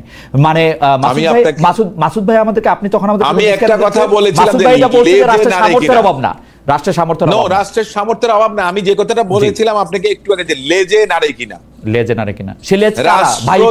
খুলে বলেন না ভাই, বুঝি না তো লেজ কারা। আমি তো বলছি যে এর মধ্যে তো তার মধ্যে রাষ্ট্রেরও আপনার থাকতে পারে, অন্য কেউ আপনার করে থাকতে পারে, এক্সটার্নাল অ্যাফেয়ার্স যেখানে ইনভলভ থাকতে পারে, ইন্টারনাল ডিস্টারবেন্স যারা চায় নির্বাচন প্রলম্বিত হোক কিংবা দীর্ঘায়িত হোক কিংবা নির্বাচন না হোক, মোদ্দা কথা বিএনপি ক্ষমতা না আসুক। এইটা কেন মনে করতেছেন সেইটা নিয়ে আমি আপনাকে পরের পর্বে আসবো। আমরা কি এইটাকে এখন একটু সামারাইজ করতে পারি এরকম যে 16 জুলাই গোপালগঞ্জে যা ঘটেছে তার জন্য দায়ী আসলে রাষ্ট্র বা সরকার, যাদের নিরাপত্তা দেওয়ার কথা ছিল, এবং এনসিপিও আরেকটু ম্যাচুরিটি করতে পারে, ম্যাচিউরড আচরণ করতে পারত। এই কি আপনার মন্তব্য, নাকি আপনি আর কিছু যোগ করবেন? বেচারাদের তো ম্যাচুরিটি এখনো আসেনি। রাইট, না ম্যাচুরিটি তাদেরকে তো আসলে তো শেখ হাসিনারে ভাগাইতে পারতো না অসীম ভাই। না না না না না, আপনি দেখেন সব সময় সবকিছু ম্যাচুরিটি দিয়ে হয় না। আবেগ বলে একটা কথা আছে, রাইট? আবেগের জায়গাটা আপনাকে দেখতে হবে। আপনি যদি সব জায়গায় মনে করেন যে ম্যাচিওর না, আপনি বুদ্ধি দিয়ে বিদ্যা দিয়ে সবকিছু করতে পারেন না। দুফোঁটা চোখের জল দিয়ে অনেক কিছু করতে পারেন। ম্যাচুরিটি এবং আবেগ দুটো ভিন্ন জিনিস, কিন্তু কখন কোনটা কাজে লাগে সেটা আপনাকে বিচারের মধ্যে আনতে হবে। আচ্ছা, আপনি যদি শেখ হাসিনার বিদায় এবং পতন, রাইট, আপনি লাইনটা শেষ করেন, সরি আমি আপনাকে শুনতে বলছি যে শেখ হাসিনার পতন এবং পতন পরবর্তী রাজনীতি এক জায়গায় যদি দেখেন, তাহলে আমার মনে হয় না যে সেটা সঠিক হবে। আমি ভুল করতে পারি, কিন্তু আমাকে দেখিয়ে দেবার দায়িত্ব আপনার, আমাকে দেখিয়ে দেবার দায়িত্ব অন্যান্য যারা সিনিয়র আছেন তারা। রাইট, এনসিপি ভুল করছেন বা এনসিপি ভুল করতে পারেন বা একটা পরিবেশ পরিস্থিতি তৈরি হতে পারে, ডিটেরিয়েট করতে পারে, সেটা দায় দায়িত্ব ছিল সরকারের গোয়েন্দা সংস্থা। জি, তাদেরকে সেটা ফাইন্ড আউট করা উচিত ছিল, অসীম ভাই, সরকারকে অ্যাডভাইস করা উচিত ছিল। অসীম ভাই, আপনার বক্তব্য পরিষ্কার। আপনি একটা মুরব্বির জায়গা থেকে জিনিসটা দেখতেছেন, আপনার বক্তব্য পরিষ্কার। আমরা আবার আসতেছি আপনার কাছে। আমরা জানতে চাইবো একটি মন্তব্যের জায়গা থেকে, এটা আসলে মাসুদ ভাইয়ের কাছ থেকে একটু জানতে চাইবো, আপনি পূর্বাপর বিশ্লেষণ করে একটু আমাদেরকে বলবেন যে নিউ এজ পত্রিকার সম্পাদক জনাব নুরুল কবির বলেছেন, গোপালগঞ্জে এনসিপি নেতাদের উপর যখন ভয়াবহ আক্রমণ হলো, পরে সব রাজনৈতিক দলকে তাদের পক্ষে বিবৃতি দিতে দেখেছি, কিন্তু ঘটনাস্থলে এনসিপিকে রক্ষা করার জন্য বা তাদের প্রতি সমর্থন হিসেবে অন্য কোনো সংগঠন এগিয়ে আসেনি। আপনি এই মন্তব্যের জন্য কতটা, মানে তার মন্তব্য আপনি কতটা সঠিক মনে করেন যে এনসিপিকে আসলে মানে একটা বিপদে পড়তে দেখছি, ভদ্রতা করে একটা দিলাম, কিন্তু আমরা কেউ ওই কাজটা করতে চাই নাই, এইটা আপনি কতটা সঠিক মনে করেন? পাশে দাঁড়ায়নি, পাশে দাঁড়ানোর বিষয়টা আমি আপনাকে একটা কথা বলি। যখন আপনার যে ঘটনাগুলো ঘটেছে, ডিসম্যান্টেল যখন হয়ে গেছে, আক্রমণ যখন হয়েছে, স্টেজে আগুন দিয়েছে, তখন এনসিপি নেতৃবৃন্দরা আপনার পুলিশ সুপারের কার্যালয়ে অবস্থান নিয়েছে। তার মধ্য দিয়ে কিন্তু আপনার আওয়ামী লীগ বা আপনার নিষিদ্ধ ঘোষিত আওয়ামী লীগ অথবা গোপালগঞ্জের অধিবাসী যারা দাবি করেন, তাদের সঙ্গে সেনাবাহিনী এবং পুলিশ সংঘর্ষে লিপ্ত ছিল। সে সময় সেই সংঘর্ষের মাঝখানে কারো যাওয়াটা খুব একটা যুক্তিসঙ্গত বা যৌক্তিক ছিল কিনা সেটা আমি মনে করি না, বিবেচনার মধ্যে আনি না। আমি মনে করি যে আপনি নিজেকে স্বপ্রণোদিত ভাবে বিপদের মধ্যে ঠেলে দেবেন, কারণ ততক্ষণে তারা নিরাপদ আশ্রয়ে চলে গেছেন। দ্বিতীয় যেই কাজটা করেছে, বাংলাদেশ জাতীয়তাবাদী দলের পক্ষ থেকে কিন্তু মিছিল করা হয়েছে সমগ্র গোপালগঞ্জ শহর জুড়ে। তারা শহর প্রদক্ষিণ করেছেন, তারা শান্তির পক্ষে, এবং যারা আপনার এই বিশৃঙ্খলা তৈরি করেছেন তাদের বিরুদ্ধে। তাহলে বাংলাদেশ জাতীয়তাবাদী দল দায়িত্বশীলতার পরিচয়টা দিয়েছেন যখন প্রয়োজন হয়েছে। অপ্রয়োজনীয়ভাবে আমি কাউকে নিজেকে বিপদগ্রস্ত করার কোনো কারণ আমি মনে করি না। সেক্ষেত্রে বাংলাদেশ জাতীয়তাবাদী দল তার অবস্থান থেকে যথার্থ দায়িত্ব পালন করেছে। সেক্ষেত্রে তাকে যদি কেউ বলেন যে দায়িত্বহীনতার আপনার অপবাদ দেওয়া হয় কিংবা বোঝা চাপানো হয়, সেটা সঠিক না। ওকে অসীম ভাই, মাসুদ ভাই যে কথাটি বললেন যে আসলে জামায়াতে ইসলামী সে সময় একাধিক অনুষ্ঠান করেছেন, সেই অনুষ্ঠানগুলি তারা শান্তিপূর্ণভাবে করতে পেরেছেন, কেন্দ্রীয় নেতাদেরও অংশগ্রহণ ছিল, আপনিও বলেছেন বিএনপি বিভিন্ন রকম অনুষ্ঠান করেছে। আপনার কাছে কি মনে হয় যে এনসিপিকে আক্রমণ এবং জামায়াতে ইসলামী এবং বিএনপিকে আক্রমণ না করা, সেইটা কি আসলে, বা সেরকম পরিস্থিতি না পড়া, সেটা কি আসলে বিএনপি বা জামায়াতে ইসলামকে সমীহ করা, নাকি আওয়ামী লীগ এখনো মনে করে এনসিপি তাদেরকে আসলে উৎখাত করেছে, বিএনপি বা জামায়াত নয়? আপনার এই শেষ কথাটাই হচ্ছে আমি আপনার সঙ্গে একমত। বাংলাদেশ জাতীয়তাবাদী দল, বাংলাদেশ জামায়াত ইসলাম, এগুলো আপনার রেজিমেন্টেড ফোর্স এই মুহূর্তে বাংলাদেশে, এটা আপনি মানেন বা না মানেন। আওয়ামী লীগ ফেসিস হিসেবে 15 বছর শাসন করেছে, কিন্তু এই দলগুলোকে দমাতে পারেনি। জামায়াত ইসলামের রেজিস্ট্রেশন তারা বাতিল করেছে, কিন্তু জামায়াত ইসলামকে নিষিদ্ধ ঘোষণা করেনি। ওই সাহসটুকু বাংলাদেশ আওয়ামী লীগের ছিল না। বাংলাদেশ জাতীয়তাবাদী দলকে আপনার খালে বিলে নালায় দৌড়িয়েছে, দাবড়িয়েছে, কিন্তু বাংলাদেশ জাতীয়তাবাদী দলের নেতা কর্মীদেরকে দাবিয়ে রাখতে পারেনি আওয়ামী লীগ। তার মানে তাদের শেকড় কত গভীরে প্রথিত, এটা বাংলাদেশ আওয়ামী লীগ খুব ভালো করে জানে। এখন কথাটা হচ্ছে এনসিপির উপরে তাদের যে রোষটা, তাদের আক্রোশ যেটা, সেটা সঙ্গত কারণেই বেশি হবে। যদিও বলতেন আওয়ামী লীগ নেত্রী যে ছাত্ররা কিছু করছে না, ওই জামাত শিবির করছে। 18 সালেও আমরা দেখেছি জামাত শিবির করছে, 24 সালেও দেখেছি জামাত শিবিরই করছে। কিন্তু মূল বিষয়টা যে দেশটায়ের যে কাঠিটা জ্বালানোর দরকার ছিল খড়ের গাদায়, সেটা এনসিপি, বা তখন তো এনসিপি ছিল না, বৈষম্য বিরোধী ছাত্র আন্দোলনের পুরোধা যারা ছিলেন তারা সেটা করেছেন। তাদের সঙ্গে একাত্মতা ঘোষণা করেছে বড় বড় রাজনৈতিক দল, যার অংশীদার বিএনপি, জামাত, সবাই। সো তাদের অন্তরের মধ্যে দাগটা, ক্ষতটা ওই একটা জায়গাতেই, যার কারণে তাদের উপরে তাদের সবচেয়ে বেশি আক্রোশ, বিষোদ্গার, সমস্ত কিছু। দ্বিতীয়ত আমি যে কথাটা বলেছিলাম যে তারা অপেক্ষাকৃত একটা দুর্বল অবস্থানে আছে, এবং এই দুর্বলতাটা তারা নিজেদের সৃষ্ট। কিন্তু আমার যে আশা ছিল যে তারা মনে করেন যে নতুন ধারার একটা রাজনীতি, একটা নতুন রাজনৈতিক সংস্কৃতির জন্ম দেবেন, এগিয়ে যাবেন, কিন্তু রাজনৈতিকভাবে ক্ষমতার অংশীদার হয়ে এবং পরবর্তীতে বিভিন্ন কর্মকাণ্ড, আমি খারাপ ভাবে বলছি না, এটা হয়তোবা তারা অসাবধানতা বশত অথবা না বুঝে করেছেন, যে বিভিন্ন ধরনের কর্মকাণ্ডে দেখা গেছে এনসিপি থেকে অনেকে পদত্যাগ করছেন। এনসিপির উপরে সাধারণ ছাত্র ছাত্রীদের আশা ভরসা নেই। আপনার তো ভালো লাগা উচিত, কারণ এনসিপি তো বিএনপিকেই ফলো করতেছে, তাই না? বিএনপির মতো একটা দল হইতেছে, নতুন দল হইতেছে না, নতুন বন্দোবস্তের দল হচ্ছে। দেখুন, আমি আপনাকে একটা কথা বলি, আমি প্রতিযোগিতা যখন করি, দৌড়াই যখন, তখন আমি সামনের দিকে তাকাই। আমি পেছনে আমার কে আছে আমি তাকে দেখি না, কিংবা যে আমার সামনে আছে তাকে আমি ল্যাং মারি। আচ্ছা আমি আমার পেস নিয়ে এগিয়ে যাওয়ার চেষ্টা করব। আপনার বক্তব্য পরিষ্কার। আমি মাসুদ ভাইকে একটা মন্তব্য পড়ে শোনাই, কিন্তু আপনার কাছে আরেকটা প্রশ্ন রয়েছে। এই মন্তব্যটার প্রেক্ষিতে মাসুদ ভাই একটু আপনি যদি আমাদের জবাব দেন তাহলে আমাদের একটু ভালো হবে, কিন্তু আমরা অসীম ভাইকে আরেকটা প্রশ্ন করে আসবো আপনার প্রসঙ্গের প্রশ্নটাই। যে মাসুদ ভাই, জুনাইদ আলী নামে একজন দর্শক আপনার কাছে প্রশ্ন করেছেন, স্পেসিফিক আপনার কাছে প্রশ্ন করেছেন বলে আমি এটা আপনাকে বলছি, যে চকবাজারে হত্যা নিয়ে আপনি প্রতিবাদ করলেন, দাঁড়িপাল্লার পক্ষে ভোট চাইলেন, কিন্তু কক্সবাজারের হত্যায় চাইলেন না কেন, বা রাজনীতি করলেন না কেন? আমি আসছি আপনার কাছে মাসুদ ভাই, আমি শুধু এটি বলে রাখলাম। অসীম ভাই, মাসুদ ভাই একটি কথা বলতে চাইলেন বা বললেন আসলে সরাসরি, যে এই পুরো প্রক্রিয়াটি নির্বাচনকে বিলম্বিত করতে, প্রলম্বিত করতে বা এগিয়ে আনতেও এটা ব্যবহার করা হইতে পারে, কেউ কেউ এটা চাইতে পারে। আপনিও কি সেটা মনে করেন কিনা, যে নির্বাচনকে প্রভাবান্বিত করার কোনো চেষ্টা গোপালগঞ্জের ঘটনার অন্তর্নিহিত কারণ হিসেবে থাকতে পারে? এটা নিয়ে যদি আপনি একটু মন্তব্য করতেন। আমি টোটাল ডিস্টেবিলাইজ যত বেশি হবে তত বেশি নির্বাচন প্রলম্বিত হবে, বিলম্বিত হবে। তার কারণ হচ্ছে বাংলাদেশ জামায়াতে ইসলামের আমির শ্রদ্ধেয় ডক্টর শফিকুর রহমান সাহেব, তিনি বলেছেন যে এই ধরনের অবস্থায় কিভাবে নির্বাচন সম্ভব। ঠিক একই সুরে এনসিপির নেতৃবৃন্দরা গতকালকে বলেছেন যে নিরাপত্তা দিতে পারেন না, তাহলে মনে করেন যে নির্বাচন যখন হবেন তখন দেশের জনগণের নিরাপত্তা কিভাবে দিবেন। তার মানেটা হচ্ছে যে পরিবেশটা স্থিতিশীল না একটা নির্বাচন অনুষ্ঠানের জন্য। তার মানেটা হচ্ছে যে নির্বাচনটাকে বিলম্বিত করার জন্য, নির্বাচনটাকে এগিয়ে আনার জন্য যেটা বিষয়, সেটা হচ্ছে যে মাননীয় প্রধান উপদেষ্টা, যিনি সর্বজন শ্রদ্ধেয়, তিনি এখন আমার মনে হয় রিয়েলাইজ করছেন যে যত তাড়াতাড়ি সম্ভব নির্বাচনটা দিয়ে আমি বিদায় হয়ে যাই। আমার যে রেপুটেশন আছে, আমার যে স্ট্যান্ডিং আছে, যে শ্রদ্ধাবোধ আছে, সেটা নিয়ে যদি আমি বিদায় হতে পারি তাহলেই বোধহয় ওনার জন্য ভালো। এই বোধোদয়টা ওনার হয়েছে। সো ফর এন্ড এগেইনস্ট দুদিকে, আমরা তো লয়ার, তো আপনারা সাংবাদিক, আপনারাও কিন্তু মুদ্রার এপিট ওপিট দেখেন। আমরাও, আমি একজন আইনজীবী হিসেবে তাই মনে করি যে এগিয়ে আনারও বিষয় থাকতে পারে, পিছিয়ে দেবারও বিষয় থাকতে পারে, কিন্তু এই এগিয়ে আনার প্রশ্নে এনসিপি কি আপনার কোনো কর্মকাণ্ড করবে বা অন্যরা তা করবে? এমনকি দেখেন পতিত যে আওয়ামী লীগ, তারাও কি চাইবেন যে তাদেরকে বাদ দিয়ে এদেশে নির্বাচন হয়ে যাবে?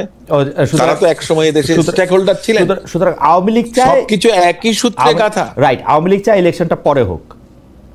আওয়ামী লীগ ইলেকশন যদি এখন হয় তাহলে তো দে আর লেফট উইথ নাথিং। রাইট। আর জামাত ইসলামী চায় ইলেকশন এপ্রিল মাসের মধ্যে হোক। জামাত ইসলাম এপ্রিল মাসে হোক কিংবা আরো পরে হোক সেটা আমি ঠিক বুঝি না, কিন্তু কথাটা হচ্ছে বিএনপি চায় ইলেকশন ফেব্রুয়ারিতে হোক।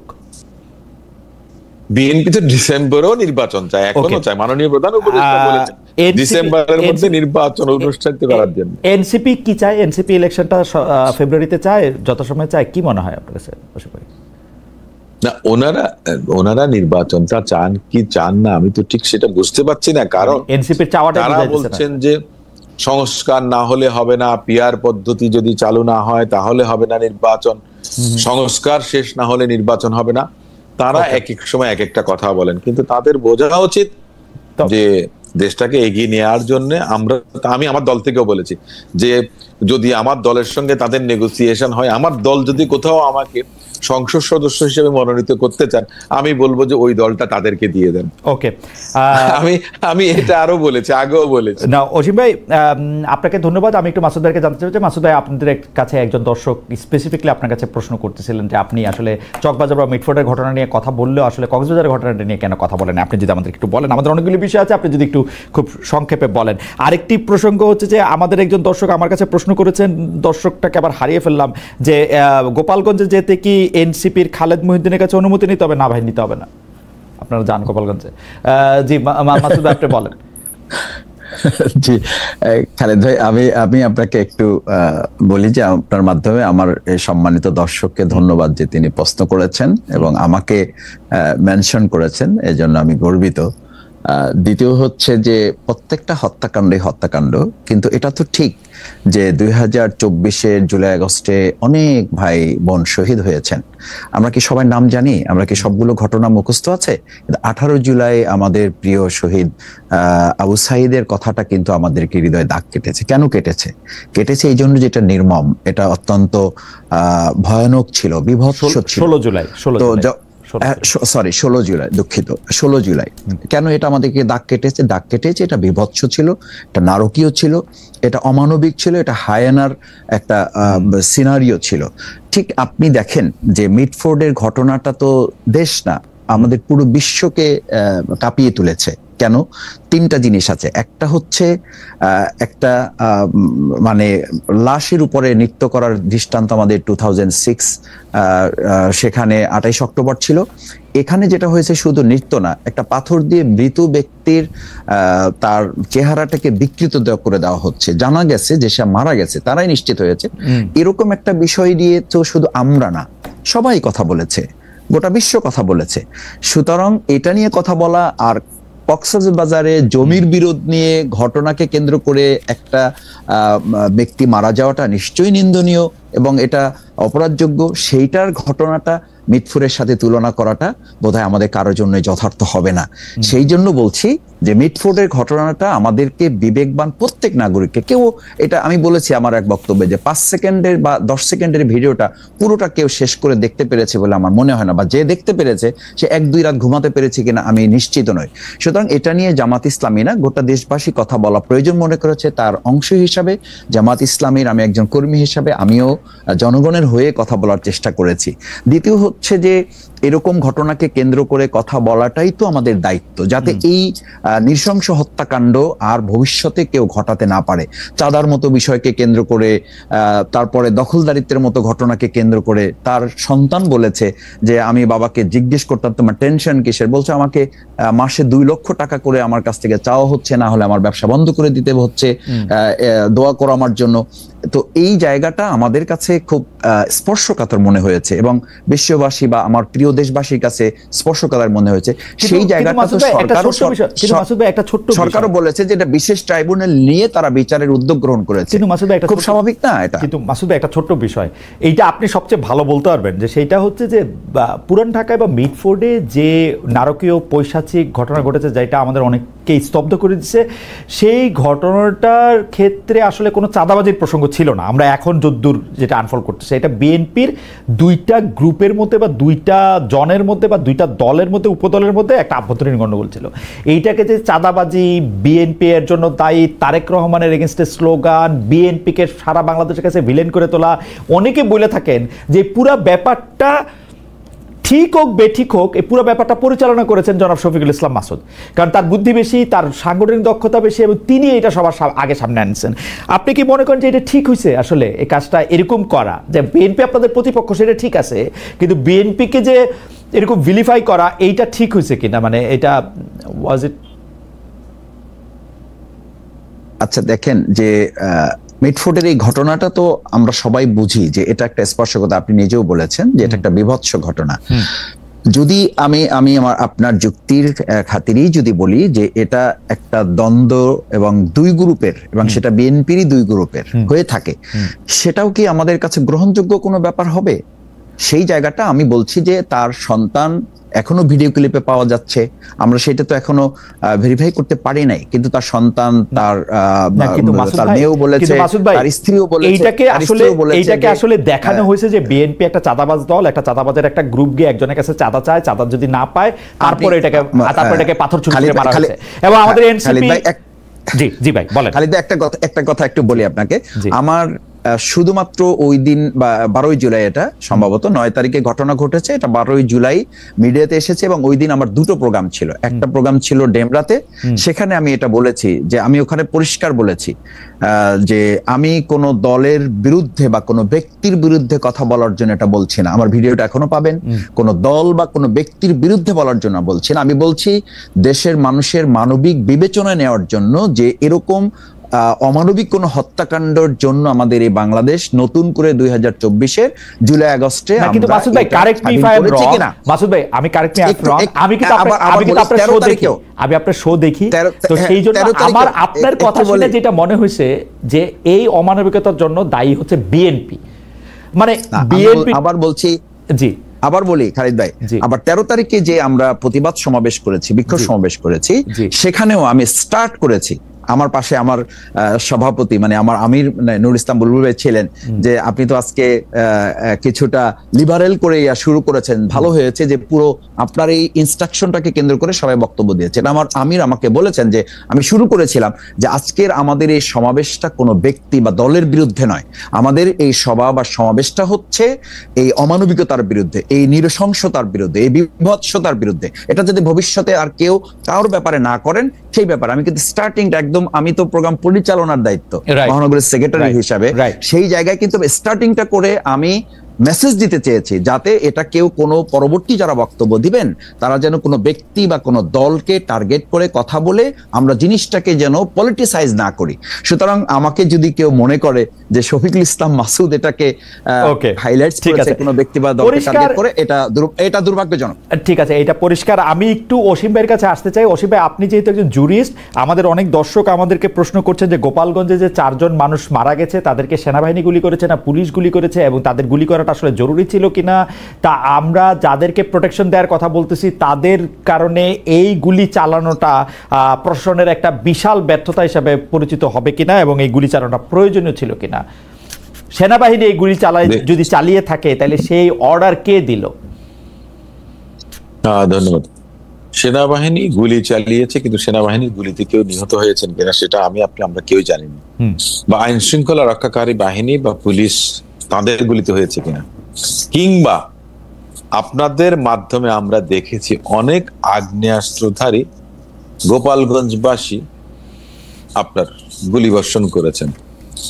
আপনার 9 শুটার গান সহ দেখেছি, রিভলভার সহ দেখেছি, পিস্তল সহ দেখেছি। তারা কারা ছিলেন? তারা না সেনাবাহিনীর, না এনসিপির, না আপনার পুলিশের। তাহলে আমরা একটা কথা বলি, সেলফ ডিফেন্স বলে একটা কথা আছে, যে আপনি আমাকে একটা চর দেবেন তাহলে আমি হয়তোবা সেটা আপনার প্রতিরোধ করার চেষ্টা করব, বা আমি আপনাকে একটা পাঞ্চ করতে পারবো, সর্বোচ্চ এইটুকু। আমি আপনাকে আগ্নেয়াস্ত্র দিয়ে হত্যা করতে পারবো না। এটা হচ্ছে যে প্রথম কথা। দ্বিতীয় কথাটা হচ্ছে বৈধ অস্ত্র কি অবৈধ অস্ত্র, সেটাও একটা বিষয় আছে।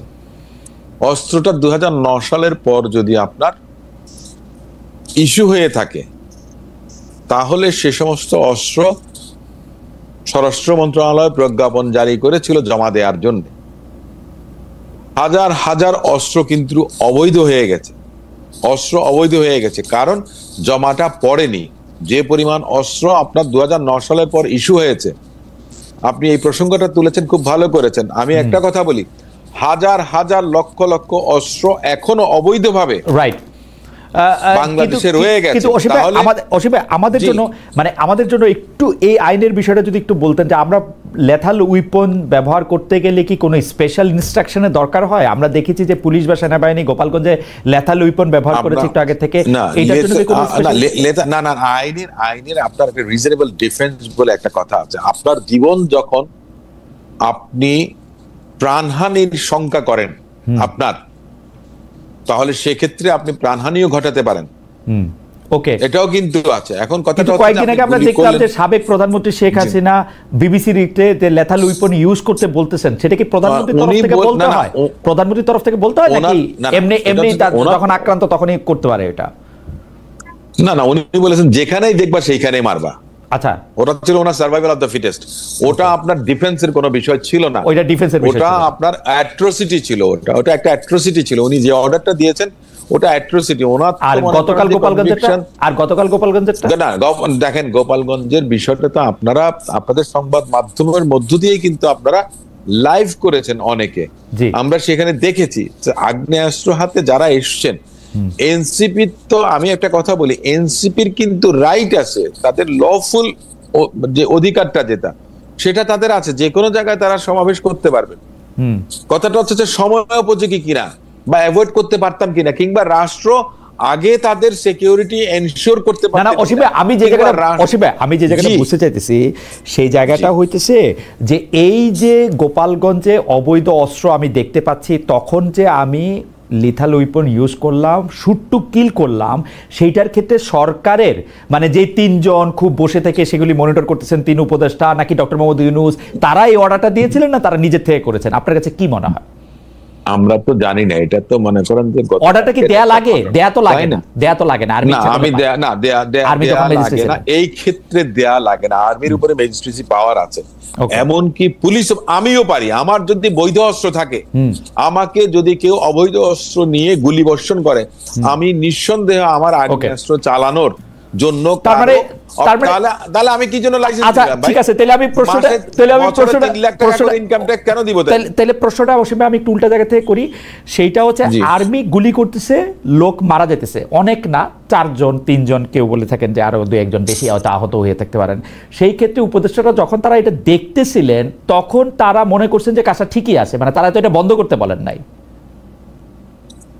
দেখেন, কারো তো বলার দরকার না যে বন্ধ করেন কিংবা কন্টিনিউ করেন। তাহলে তো 3 জন বা 4 জন, তারা মনিটরিং করে কি 400 হতে পারে। তাহলে তারা মনিটরিং করে কি করতেছিলেন? 300 বা 400 হতে পারে। রাইট, তারা মনিটরিংটা কি করতেছিলেন? ওনাদের একটা দায়বদ্ধতা আমি যতটুকু বুঝি সেটা হচ্ছে যে ওনাদের লোকজনদেরকে এখন অনেকে ট্রল করেন, হ্যাঁ, কি শাপলা না এপিসি, কিন্তু মানে শাপলা না ট্যাঙ্ক। না কিন্তু আমি ফৌজদারি কার্যবিধি, অসীম ভাই, আমি ফৌজদারি কার্যবিধি যতটুকু, আপনি তো ম্যাজিস্ট্রেট ছিলেন, আমি ফৌজদারি কার্যবিধি যতটুকু বুঝি, আমি যদি ফৌজদারি কার্যবিধি যতটুকু বুঝি, মাঠে যেটা হইতেছে সেইটা একজন স্বরাষ্ট্র উপদেষ্টা তার আরো 2 জন উপদেষ্টা নিয়ে মনিটর করবেন, দ্যাট অ্যালার্মস এ বেল। সাংঘাতিক রকমের ঘন্টা। কিন্তু আপনি কিন্তু কোর্টে এইটাকে আপনি মানে পার করতে পারবেন না, কিন্তু যদি বাংলাদেশে কোনোদিন ন্যায় বিচার হয় আপনি এটা করতে পারেন না। এবং এটা আপনি নাম দিতে পারেন না যে আপনি মনিটর করতেছেন, আপনি খোঁজ রাখতে পারেন, আপনি নাম দিতে পারেন না। আপনি একজন প্রথিতযশা ফৌজদারি লয়ার, আপনি জানেন যে তাহলে এটার কি মিন হয় সেটা তো আপনি বুঝতে পারতেছেন। মানে আমি কি এটা ভিডিও গেম দেখতেছি, আমি এখানে বৈশা ওরে কোমুক গুলি কর অথবা গুলি করিস না। না এখন দেখেন, ক্যান দে ডু দ্যাট? মানে আপনি আমারে বলেন, ক্যান দে ডু দ্যাট? না, এই বিষয়টা আমি আসলে মনে করেন যে আমার মন্তব্য করার খুব একটা বেশি কিছু নাই। এটা মানে কিভাবে আমি বলবো, আমি আসলে আমার নিজের আমি একটু মাসুদ ভাইয়ের কাছে যাই। মাসুদ ভাই, আপনার কাছে কি মনে হয় এইটা কি হয়? মানে ফৌজদারি কার্যবিধি অনুসারে পুলিশ প্রশাসন ম্যাজিস্ট্রেট এদের কি স্পেসিফিক দায়িত্ব এই কারণে দেওয়া হয় যে ওই মুহূর্তের আইন শৃঙ্খলা পরিস্থিতি যেটা যেরকমই হোক তারা সিদ্ধান্ত নেবে, তারা এটার মধ্যে এটা করবে। এইটার ক্ষেত্রে 3 জন এখানে বৈশা অনেকগুলি স্ক্রিন দিয়ে 3 জন উপদেষ্টা, স্বরাষ্ট্র উপদেষ্টা সহ এটা দেখতেছেন, এটা যদি লট পয়েন্ট আপনি কোশ্চেন করেন কোর্টে, তাহলে এটার অবস্থাটা কি হবে? আপনি কোনোভাবে এটা জাস্টিফাই করতে পারবেন? মাসুদ ভাই, আপনি যদি একটু আমাদেরকে আলো দেখাইতেন। আলো হচ্ছে এখানে যে এটা অত্যন্ত দুর্ভাগ্যজনক, যেখানে আমি দেখতে পাচ্ছি যে আমার মাঠে যারা ক্রিমিনালস তারা আগ্নেয়াস্ত্র ব্যবহার করছে এবং সেটা একজন সাধারণ নাগরিকের উপরে তারা প্রয়োগ করছে। খুব স্বাভাবিক যে মানে আইনের তো আইন কিসের জন্য? আইন তো জনগণের জন্য, মানুষের জন্য তো আইন। আইনের জন্য তো মানুষ না, এই কথাটা তো আইনে বলা আছে বা আইনের একটা আমরা এসে বলে থাকি আর কি। তো যখন আমার নাগরিক বাঁচবে না, নাগরিক নিরাপদ থাকবে না, তখন আমার এই রুলস মানতে গিয়ে আমি ওই একটা উদাহরণ মাঝে মধ্যে বলি যে মানে প্রেসিডেন্ট যাবে হরিণ শিকারে, তো উজিরকে বলা আছে যে তোমার এই কাজগুলো করতে হবে আর কি। তো তার মধ্যে যে সে ঘোড়ার পিঠে উঠলে রেকাবে পা ঢুকে গেলে ওটা পাটা বের করে দিতে হবে, এটা তার লিস্টে ছিল না। তো যখন পা ঢুকে গেছে সে খুব চিৎকার করতেছে, উজিরকে বলতেছে এটা খুলে দাও খুলে দাও। সে বলছে যে স্যার ঠিক আছে, আমি একটু লিস্টটা দেখে আসি যে আপনি যে কাজ দিয়েছিলেন তার মধ্যে আপনার রেকাবে পা ঢুকে গেলে ওটা বের করার দায়িত্ব আমার আছে কিনা। তো আপনি বলেন এই উজিরের কোনো দরকার আছে এই প্রেসিডেন্টের বা এই রাজার? দরকার নাই। তো আপনি যখন বাঁচবেন না বা আমার নাগরিক যখন হুমকির মুখে পড়ে তখন সকল আইনের ঊর্ধ্বে গিয়ে তো এটা দায়িত্ব হয়ে যায়, তখন ওখানে যারা ফোর্স থাকেন তারা নাগরিককে বাঁচাবার প্রশ্নে যা করা দরকার সেটা তারা করবেন। ওখানে তো উচ্চপদস্থ একটা আছে, কমিটি থাকে, তাদের তো একটা ক্যাডার সিস্টেম তাদের তো আছে, যে অমুকে হলে অমুক, তারপরে হলো অমুক, এই ডিসিশনটা তিনি নিতে পারবেন, এসপি নিতে পারবেন, ডিসি বলতে পারবেন। এটার জন্য তো ঢাকা পর্যন্ত তারা দেয়ালে মানে দেয়ালে তারা মনিটর করতেছেন, মানে একটা জায়গায় তো এবং সেখানে কে আছেন? আসিফ নজরুল। ডক্টর আসিফ নজরুল কি এইটা জানেন না যে তিনি এটা করতে পারেন না? করলেও এটা প্রকাশ্যে করতে পারেন না এবং বৈশা এখানে একটা মানে সিস্টেম করে এটা করতে পারেন না। এটা তো ওনার একটু আইন কানুন তো ওনার জানা থাকতে পারার কথা। আছেন কে? স্বরাষ্ট্রমন্ত্রী, স্বরাষ্ট্র উপদেষ্টা, উনি এটা জানেন না। আমি মানলাম অসীম ভাইয়ের কথা শুনা যে আসিফ মাহমুদ, সজীব ভুঁইয়া এগুলি বোঝেন না, ওরা দুজন তো বোঝেন। কিরকম? আচ্ছা যাই হোক, মাসুদ ভাই এটা নিয়ে আর কথা বলতে চাই না। আপনি তখন কবেন যে উপদেষ্টাদের পারলে জিগায়ও, ওদেরকে কেন জিগাও? উপদেষ্টাদের জিগাবো যদি পারি। আমার কাছে মনে হয় যে সবকিছুর পিছনে এই যে সবাই যদি জিজ্ঞেস করতে পারতাম তাহলে ভালো হইতো। আপনাদের জিজ্ঞেস করি, আপনাদের এই জিজ্ঞাসা আমি আপনি না করলে জনগণ জিজ্ঞেস করবে না। মুশকিল কি মাসুদ ভাই জানেন? ধরেন আমি জিজ্ঞেস করতেছি, আমাকে হঠাৎ করে এনসিপির বিপক্ষে আওয়ামী লীগের দালাল, চর, সালমান এফ রহমানের কেশিয়ার ইত্যাদি ইত্যাদি ইত্যাদি বানায় ফেলবে, মানে কথাই তো কওয়া যায় না এখন। যাই হোক, হাওয়েভার কন, আপনারা আরো বেশি করে বলেন। আমার ঘটনা হইলো যে এই প্রশ্নটা একটু অসীম ভাই, আমি শেষ প্রসঙ্গে একটু আসতে চাই, কিন্তু এইটা বলার পরে আমি একটু মাসুদ ভাইকেও আমি এটা নিয়ে আপনি জানতে চাইবো যে আপনাদের একজন প্রথম সারির নেতা অসীম ভাই যে সরাসরি বলেছেন জামায়াতের সঙ্গে কোনো জোট হবে না, তবে এনসিপির জন্য বিএনপির দরজা খোলা থাকবে। 1991 সালে আপনারা জামায়াতের সহযোগিতায় বিএনপি সরকার গঠনের সুযোগ পেয়েছিল। 2001 সালে সরাসরি জোটবদ্ধ ছিলেন আপনারা, বহুবার জামাতের সাথে আপনারা ছিলেন। এইবার আপনারা এই ঘোষণা দিচ্ছেন জামায়াতের সঙ্গে কোনো জোট হবে না, এনসিপির জন্য দরজা খোলা। আপনারা কি রাজনৈতিকভাবে জামায়াত থেকে এনসিপির সঙ্গে কাছাকাছি বেশি, নাকি এনসিপিকে আপনার কথায় বা আপনাদের দলের নেতাদের কথা, আপনার উপর আমি চাপাতে চাই না যে এনসিপি যেহেতু একটু একটু একটু একটু একটু বয়স কম, তাদেরকে বেশি কন্ট্রোল করা যাবে এবং জামায়াতকে কন্ট্রোল করা যায় না, সেজন্য জামায়াতের জন্য দরজা বন্ধ রাখছেন, ওদের জন্য দরজা খোলা রাখছেন। ব্যাপারটা কি এরকম কিনা অসীম ভাই? না, রাজনীতিতে কেউ কাউকে কন্ট্রোল করুক এটা আমি কখনো চাই না, কিংবা বাংলাদেশ জাতীয়তাবাদী দল মনে করেন। 1991 সালে বাংলাদেশ জাতীয়তাবাদী দলের সঙ্গে জামাতের আপনার জোট গঠন না হলেও দৃশ্যমান একটা অ্যালায়েন্স ছিল। আবার 1996 সালে বাংলাদেশ জামাত ইসলাম আওয়ামী লীগের সঙ্গে আন্দোলন করেছে বিএনপির বিরুদ্ধে তত্ত্বাবধায়ক সরকারের ইস্যুতে। আবার 2001 সালে জোট হয়েছে, 4 দলীয় জোট হয়েছে, আন্দোলন একসঙ্গে হয়েছে, যুগপৎ আন্দোলন হয়েছে, জোটের আন্দোলন হয়েছে। একটা পর্যায়ে এসে মনে করেন যে একটা দূরত্ব তৈরি হয়েছে, কিন্তু আন্দোলনটা একই ইস্যুতে হয়েছে, প্ল্যাটফর্ম হয়তো বা ভিন্ন ছিল। রাজনীতিতে শেষ কোনো কথা নেই, শেষ বলে কোনো কথা নেই। এনসিপির সঙ্গে যে কথাটা বলা হয়েছে, তারা যে অপেক্ষাকৃত তরুণ, সে কারণে হয়তো বা তাদের ওই যে বললাম যে তারা ঝরে পড়ুক, এটা তো আমি চাই না। তাদেরকে আমার ধরে রাখতে হবে, তাদেরকে বাঁচিয়ে রাখতে হবে। তাদের মধ্যে অনেক সম্ভাবনার আপনার আছে, আমি বলবো যে সম্ভাবনার দ্বার তাদের মধ্য দিয়ে উন্মোচন হতে পারে। জামাতের মধ্যে সে কারণে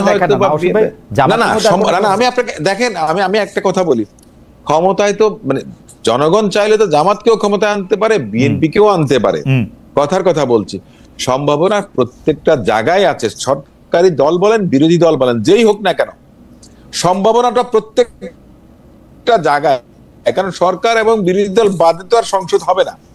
তো সম্ভাবনার তো চূড়ান্ত জায়গাটাই হচ্ছে মনে করেন যে একটা নির্বাচনের মধ্যে দিয়ে একটা সংসদ, যেখানে মনে করেন যে বিরোধী দল থাকবে, কিন্তু কেউ বিরোধী দলে চলে গেলে তার সম্ভাবনা শেষ, এটা তো আমি মনে করি না। এটাকে নিয়েই তো আমাদের একটাই, আমি একটা ইস্যু শুধু টানবো। আপনি জনাব শফিকুল ইসলাম মাসুদ সাহেবকে জিজ্ঞেস করেছিলেন যে আপনি একটা প্রতিবাদ জানিয়েছেন, সোচ্চার ছিলেন, আবার কক্সবাজারের ঘটনায় কেন ছিলেন না? আমি শুধু এই জায়গাতে একটু বলি যে ওই পরিবারের পক্ষ থেকে বলা হয়েছে যে 3 জন মানুষ দায়ী, তাদের নাম তাদের পরিবার থেকে বলা হয়েছিল, যে তার মামাকে ডেকে নিয়ে গেছিলেন তাকে আসামি করা হয়নি, এবং যে দুজনের সঙ্গে ব্যবসায়িক দ্বন্দ্ব তারা কিন্তু এই ঘটনাগুলি ঘটাননি, অন্যরা ঘটিয়েছেন, অথচ তাদেরকে পুলিশ আসামি করেনি কিংবা তাদেরকে গ্রেফতার করা হয়নি। বাংলাদেশ জাতীয়তাবাদী যুব দলের দুজন নেতাকে প্রথমে গ্রেফতার করেছেন, যাদের সঙ্গে এই অপরাধের কোনো সংশ্লিষ্টতা নেই, যেটা ভিডিও ফুটেজে এসছে। সো আমরা ইনস্ট্যান্টলি আমাদের একটা প্রবলেমটা হয় কি, আমরা রিয়াকশনটা দেখিয়ে ফেলি কিংবা কাউকে এক্সপোজ করি, এবং সেই এক্সপোজ করতে গিয়ে আমি বিগত 15 বছরে শহীদ রাষ্ট্রপতি জিয়াউর রহমান কিংবা তারেক রহমানকে নিয়ে রাজনৈতিক চরিত্র হনন, ক্যারেক্টার অ্যাসাসিনেশন হয়েছিল পলিটিক্যালি, না কিন্তু অসীম ভাই, আপনি একদম মানে আপনি বিএনপির বড় নেতা, আপনি খালি বিএনপির মতোই কথা কইতেছেন। আপনি যে বলতেছেন যে এইটা চরিত্র হরণ, গালাগালি, জামায়াতে ইসলামীকে নিয়ে বিএনপি এতদিনের একসঙ্গের জোট সঙ্গী তাদেরকে কি না কি বলছে। ধরেন একজন মুসলমান হিসাবে সবচেয়ে বড় গালি হচ্ছে মুনাফেক, তো প্রথম গালিটা তো রিজভী বেনাকে জানি মুনাফেক দিয়ে শুরু করছে না। দেখেন, প্রত্যেকটা টার্মের কিন্তু একটা ভেরাসিটি থাকে, না আমি ওই কথাটাই বলছি। দেখেন এই কথাটাই আমি বলছি যে কাউয়া কাউয়া কাউয়ার পরে যে ওয়ার্ডটা এসছে স্ল্যাং হিসেবে এসছে, খুব বাজে। কার বিরুদ্ধে এসছে?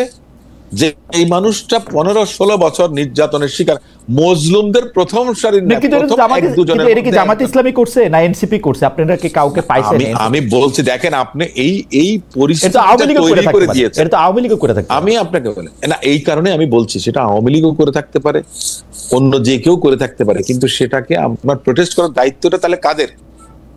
আচ্ছা, যে রাজনীতি যারা মনে করেন যে ফেসিস্টের বিরুদ্ধে যারা রাজনীতিটা করেছে তাদের তাহলে এই বিষয়টা আসা উচিত ছিল, তাদের থেকে আসা উচিত ছিল। কিন্তু তারা কি করেছেন? উস্কে দিয়েছেন সুবিধাটা নেয়ার জন্য।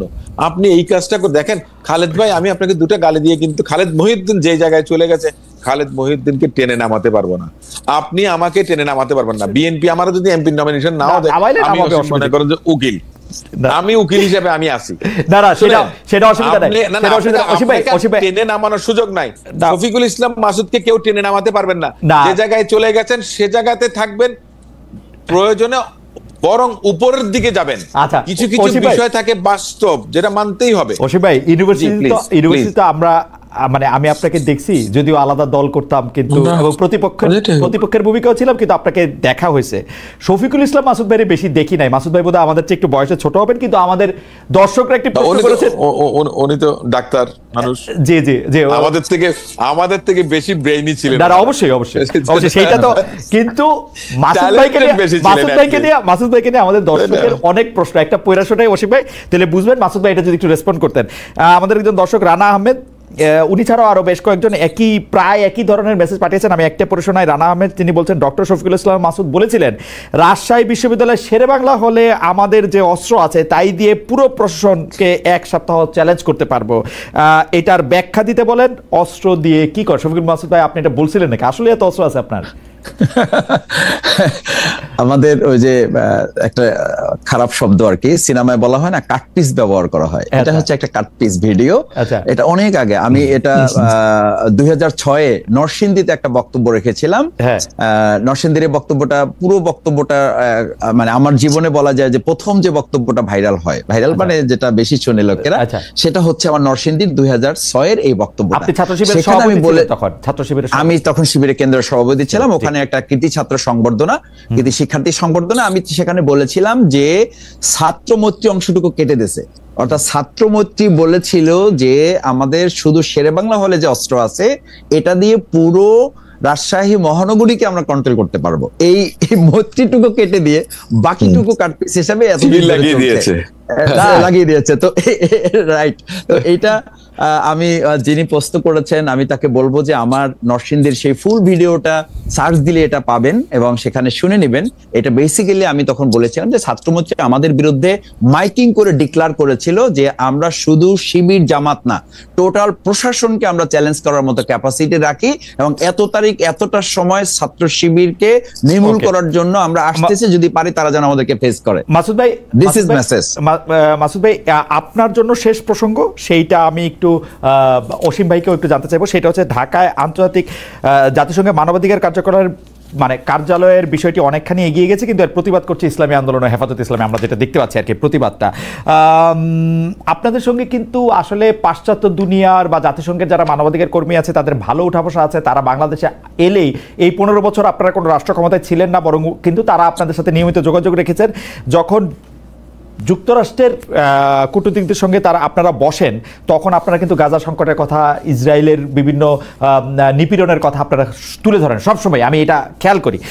তো তো তো আমাদের প্রশ্ন হচ্ছে যে আপনাদের আমির গতকাল দলীয় প্রতিনিধি নিয়ে চীন সফর করে দেশে ফিরেছেন, সেখানে উইঘুর মুসলিমদের নিয়ে আপনারা কোনো কথা বলেছেন কিনা, এটা এক। আর দুই হচ্ছে এই যে জাতিসংঘের যে মানবাধিকার কার্যালয় করার বিষয়টা নিয়ে আপনারা যে প্রতিবাদ করছেন সেটা কেন করছেন আসলে?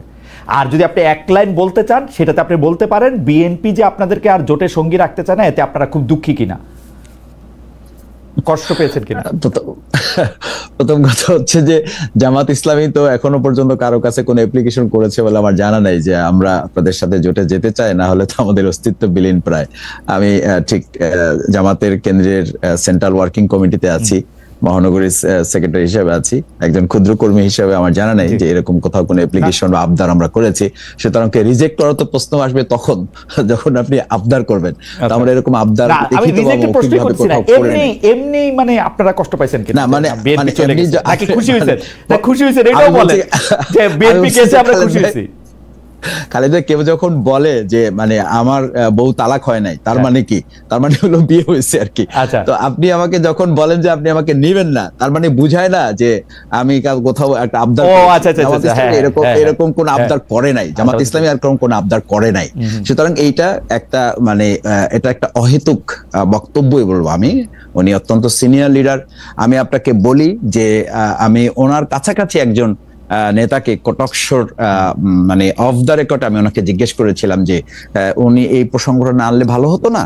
আমি নাম বলছি না, উনি খুব বিরক্তির সাথে বলেছেন যে মাসুদ ভাই এগুলো ঠিক জানি না যে আমরা জাতীয় রাজনীতিতে কখন কোন কথাটা কি জন্য বলতে হবে, এবং আমরা যখন একটা জাতীয় রূপরেখা নিয়ে কাজ করছি তখন এটা খুবই উদ্ভট একটা কথা, এই শব্দটাই তিনি ব্যবহার করেছেন। আমি ব্যক্তিগতভাবে আপনি জানতে চাইলে আপনাকে আমি জানাবো। সো এটা একেবারে অপ্রাসঙ্গিক একটা বিষয়। আপনি কোন একটা দলের ব্যাপারে কথা বলবেন, আমার মনে হয় এটা পরিষ্কার, সেই জায়গাটা আমাদের বোধহয় সতর্ক হওয়া দরকার। আমরা যারা জাতীয় রাজনীতিতে কাজ করি, আমাদের কথা বলা, আমাদের কোনো জনগণের কোনো প্রেজেন্টেশন, কোনো অ্যাপ্রোচ, এগুলোর ব্যাপারে আমি দুর্বল মানুষ। আমি মনে করি যে আমাদেরও, আমি সহ আমাদের সবাইকে সতর্কতা দরকার, যাতে করে রাজনৈতিক বিভেদ গুলো না তৈরি হয়ে আমাদের মধ্যে একটা ঐক্য নির্মিত হয়।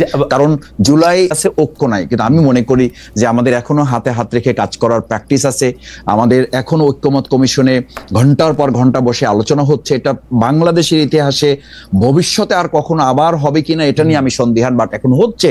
এরপরে আপনি গতকালকে এইরকম টান উত্তেজনার মধ্যে, যখন উত্তেজনা বলতে আমি বুঝাচ্ছি যে কিছু বাকযুদ্ধ আমাদের চলছে, এবং এটা আপনারাও বলেন আমরাও বলি যে it is a beauty of democracy, এটা আমাদের গণতন্ত্রের সৌন্দর্য।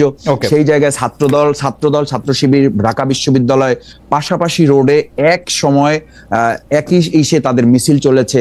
আলহামদুলিল্লাহ সেখানে তো কোনো ধরনের সমস্যা হয়নি। সুতরাং এটা আমাদের মতের ভিন্নতার জন্যই তো আমরা এই আন্দোলন সংগ্রাম করে এরকম একটা সুন্দর পরিবেশে নিয়ে আসছি। তো সেই জায়গাটা আমার মনে হয় যে আপনি যেটা শিরোনাম করেছেন, আমার বক্তব্য হচ্ছে জুলাইও আছে, ঐক্য আছে। ঐক্যটার কথা কখন আসে? যখন অনৈক্যের কোশ্চেন আসে। সেই অনৈক্যের কোশ্চেন থাকলেই তো ঐক্যের ব্যাপারটা আমার কাছে আরো বেশি প্রয়োজনীয় হয়। সেই প্রয়োজনীয় জায়গাটা আমরা অ্যানালাইসিস করছি, এবং সেই জায়গাটা আমার বোধহয় আরো সামনের দিকে দৃঢ় হচ্ছে, এবং এটাতে আমার মনে হয় না যে আমরা খুব বড় ধরনের দূরত্বে চলে যাচ্ছি। আমাদের আর বেশি সময় নেই। আপনি যদি জাতিসংঘের মানবাধিকার কার্যালয় করার প্রসঙ্গটা, আর আপনারা চীনে যখন সফর করতে গেলেন তখন উইঘুর মুসলিমদের কথা আপনারা বলেছিলেন কিনা?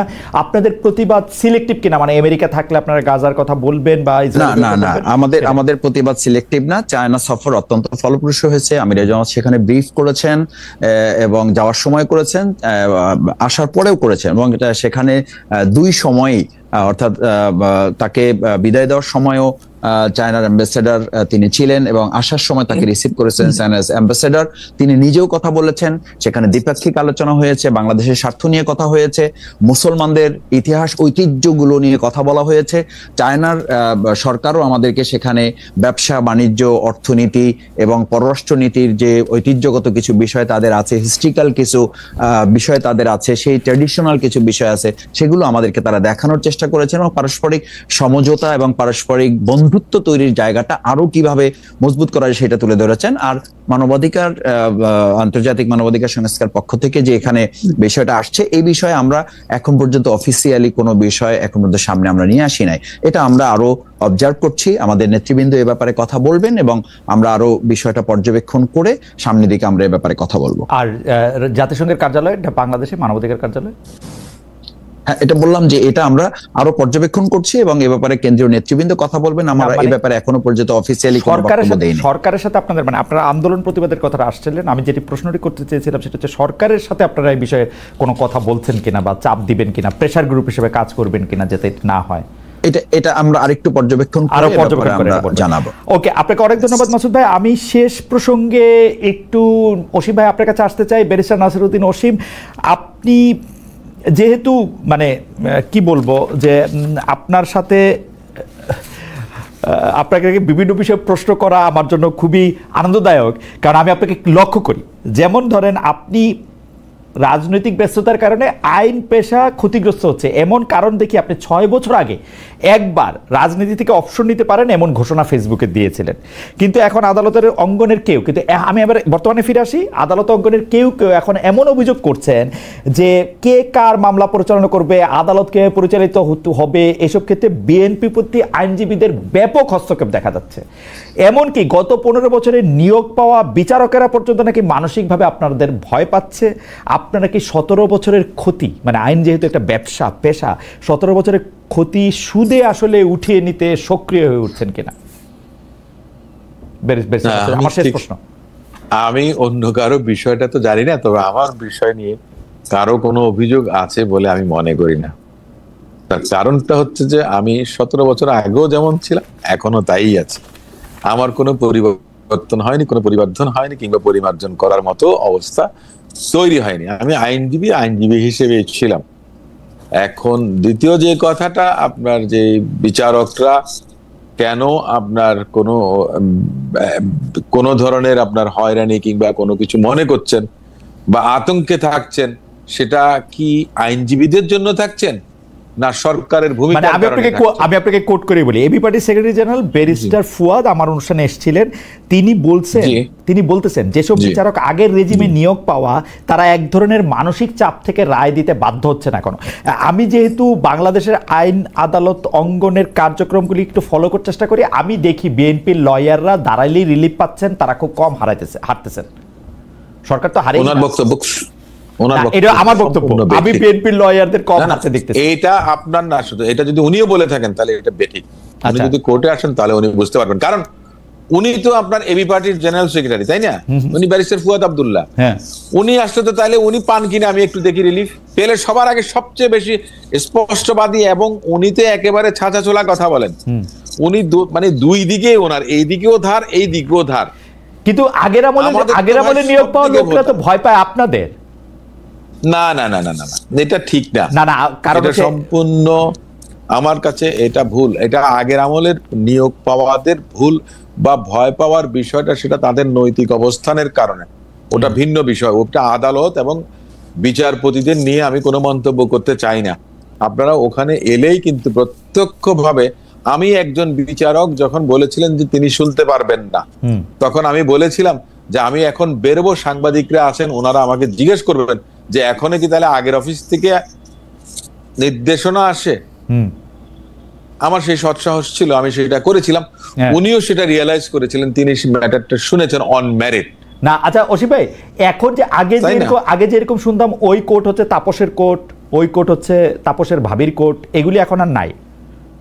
আমি মোটেও মনে করি না, কারণ আমি আপনার প্র্যাকটিস করি, রেগুলার প্র্যাকটিস করি। আমি আমার কাছে মনে হয় না। আমি যে কোনো আমাকে আগে তো আমাদের ক্লায়েন্টরা বলতো যে স্যার কোন কোর্টে দেবেন বা কি করবেন, বা জুনিয়ররা জিজ্ঞেস করতেন, আমি বলছি যেখানে ইচ্ছা দাও। ওকে, ঠিক আছে, this is a uniform, this is unified. Asim ভাই আপনাকে অনেক ধন্যবাদ। অসীম ভাই আপনাকে অনেক ধন্যবাদ। আমি মাসুদ ভাইয়ের কাছ থেকে 30 সেকেন্ডে জানতে চাইবো যে মাসুদ ভাই বিচার বিভাগকে আপনি স্বাধীন দেখেন কিনা? মানে আমাদের সর্বশেষ আশ্রয়স্থল তো বিচার বিভাগ। আওয়ামী লীগ আমলে যে কয়টা প্রতিষ্ঠান সবচেয়ে বেশি ক্ষতিগ্রস্ত হয়েছে, সব প্রতিষ্ঠান ধ্বংস হয়েছে, সবচেয়ে বেশি যে ক্ষতিগ্রস্ত হয়েছে সেটাকে আমি বিচার বিভাগ মনে করি। প্রশাসন এবং পুলিশও ক্ষতিগ্রস্ত হয়েছে, নির্বাচন কমিশন সহ অন্যান্য প্রতিষ্ঠানও আসলে কম বেশি ক্ষতিগ্রস্ত হয়েছে, কিন্তু বিচার বিভাগ সবচেয়ে বেশি ক্ষতিগ্রস্ত হয়েছে। এটা হচ্ছে আমার মতামত। এইটা থেকে ব্যাপারটা উদ্ধার হয়েছে কিনা আপনি কি দেখেন? নাকি বিচার বিভাগ খালি জামায়াতের কথা শুনে? 17 বছরে যেভাবে দেশ ধ্বংস করা হয়েছে, বিশেষ করে ইনস্টিটিউশনগুলো একেবারে ধ্বংসের দ্বার প্রান্তে পৌঁছে দেওয়া হয়েছিল, যেটা এখন আনিসুল হক তিনি নিজেও এগুলো স্বীকৃতি দিচ্ছেন। তো সেই জায়গায় আমি মনে করি যে পরিমাণে এটাকে দলীয়করণ করে একটা জায়গায় নিয়ে যাওয়া হয়েছে, আপনি তো নিশ্চয়ই আপনি খেয়াল করছেন আমার মতো একজন নাগরিক হিসাবে এবং আমার চেয়ে আরো বিজ্ঞ নাগরিক হিসাবে, যে সেখানে পর্যায়ক্রমে যখন সরকার বা যারা এখন ওখানে আছেন দেখছেন যে এরকম বিচারের ক্ষেত্রে নিরপেক্ষতা ভঙ্গ করছেন বা তারা তাদের নিরপেক্ষতা বজায় রাখতে পারছেন না, তাদেরকে মাঝে মধ্যেই বরখাস্ত করা হচ্ছে বা সরিয়ে দেওয়া হচ্ছে। সুতরাং আমার মনে হয় যে ন্যায় বিচারের একটা ধারা তৈরি হয়েছে, সেই ধারাটা পরিপূর্ণ করার জন্য হয়তো আরো কিছু সময় দিতে হবে। কিন্তু মাসুদ, আমার একটা অনুরোধ থাকবে, আপনি বিষয়টি আরো ভালো করে খেয়াল করবেন, কারণ আমি জেনে বলছি যে কোনো একটি মামলা, তার বিরুদ্ধে মামলাটি করা হয়েছিল যে দোষর হিসাবে, স্বৈরাচারের বা ফেসিস্টদের দোষর হিসেবে, পরে তার বিরুদ্ধে যথেষ্ট পরিমাণে কেস পাওয়া যায় নাই বলে তাকে যখন জামিন দেওয়া হয়েছে, বিচারক ভয়ে তার বিরুদ্ধে আবার আরেকটি মামলা এন্টারটেইন করতেছেন। জিজ্ঞেস করলে জানা হইতেছে যে ভাই ওনারা যদি এখন চলে যায়, ওনারা যেহেতু বিখ্যাত ব্যক্তি, তো আমাদের উপরে ঝামেলা আসবে, সেজন্য আমরা চাই না যে ওনারা বাইর হোক। সিরিয়াসলি, আমি নাম ঠিকানা কিছুই বললাম না, কিন্তু এরকম হইতেছে। আপনি একটু খোঁজ নিলে আপনি জানবেন। আমরা এরকম খোঁজগুলো আমরা জেনেছি, সে কারণে আমি বলেছি যে 3টা জিনিস আমরা বলেছি। মামলা বাণিজ্য করা, এটা যেন কোনোভাবেই না হয়। আমরা প্রশাসনকে, সরকারকে অনুরোধ করেছি, তাদের সাথে আমাদের যতবার ভিজিট হয়েছে আমাদের নেতৃবৃন্দ কথা বলেছেন। 2 নাম্বার বলেছি যে অহেতুক কেউ মামলায় হয়রানির শিকার না হয়।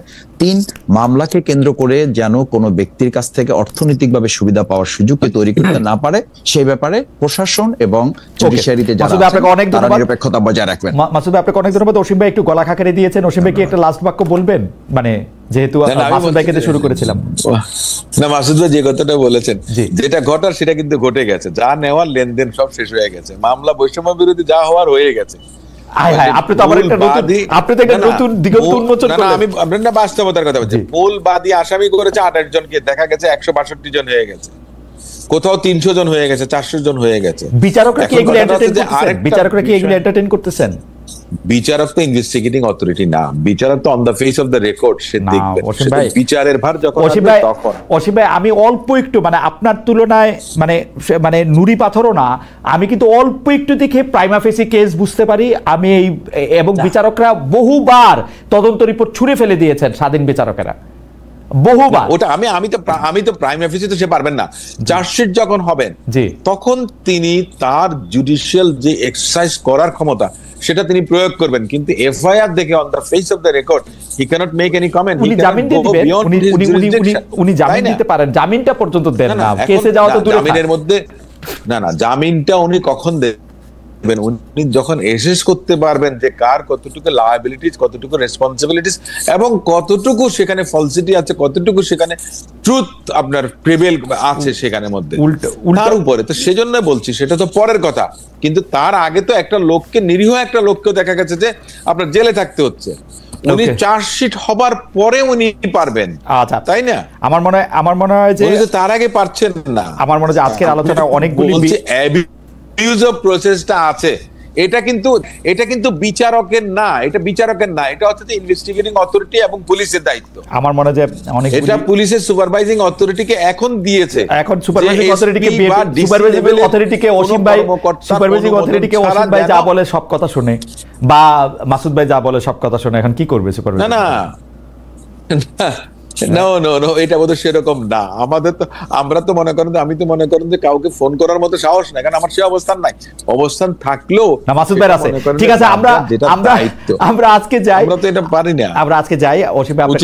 অসীম আপনাকে অনেক ধন্যবাদ, অনেক ধন্যবাদ মাসুদ ভাই আপনাকেও। আপনাদের দুজন আমাদেরকে অনেকক্ষণ সময় দিয়েছেন। আমরা আসলে নির্ধারিত সময়ের বাইরেও অনেকক্ষণ কথা বলেছি, অনেকগুলি বিষয় নিয়ে কথা বলেছি, অনেকগুলি বিষয় নিয়ে মন্তব্য এবং মানে প্রশ্ন উত্তর আমরা শুনেছি। আপনাদের অনেক ধন্যবাদ। অনেক দর্শক আমাদের সঙ্গে ছিলেন, অনেক দর্শক অনেক বিষয়ে অনেক মন্তব্য করেছেন।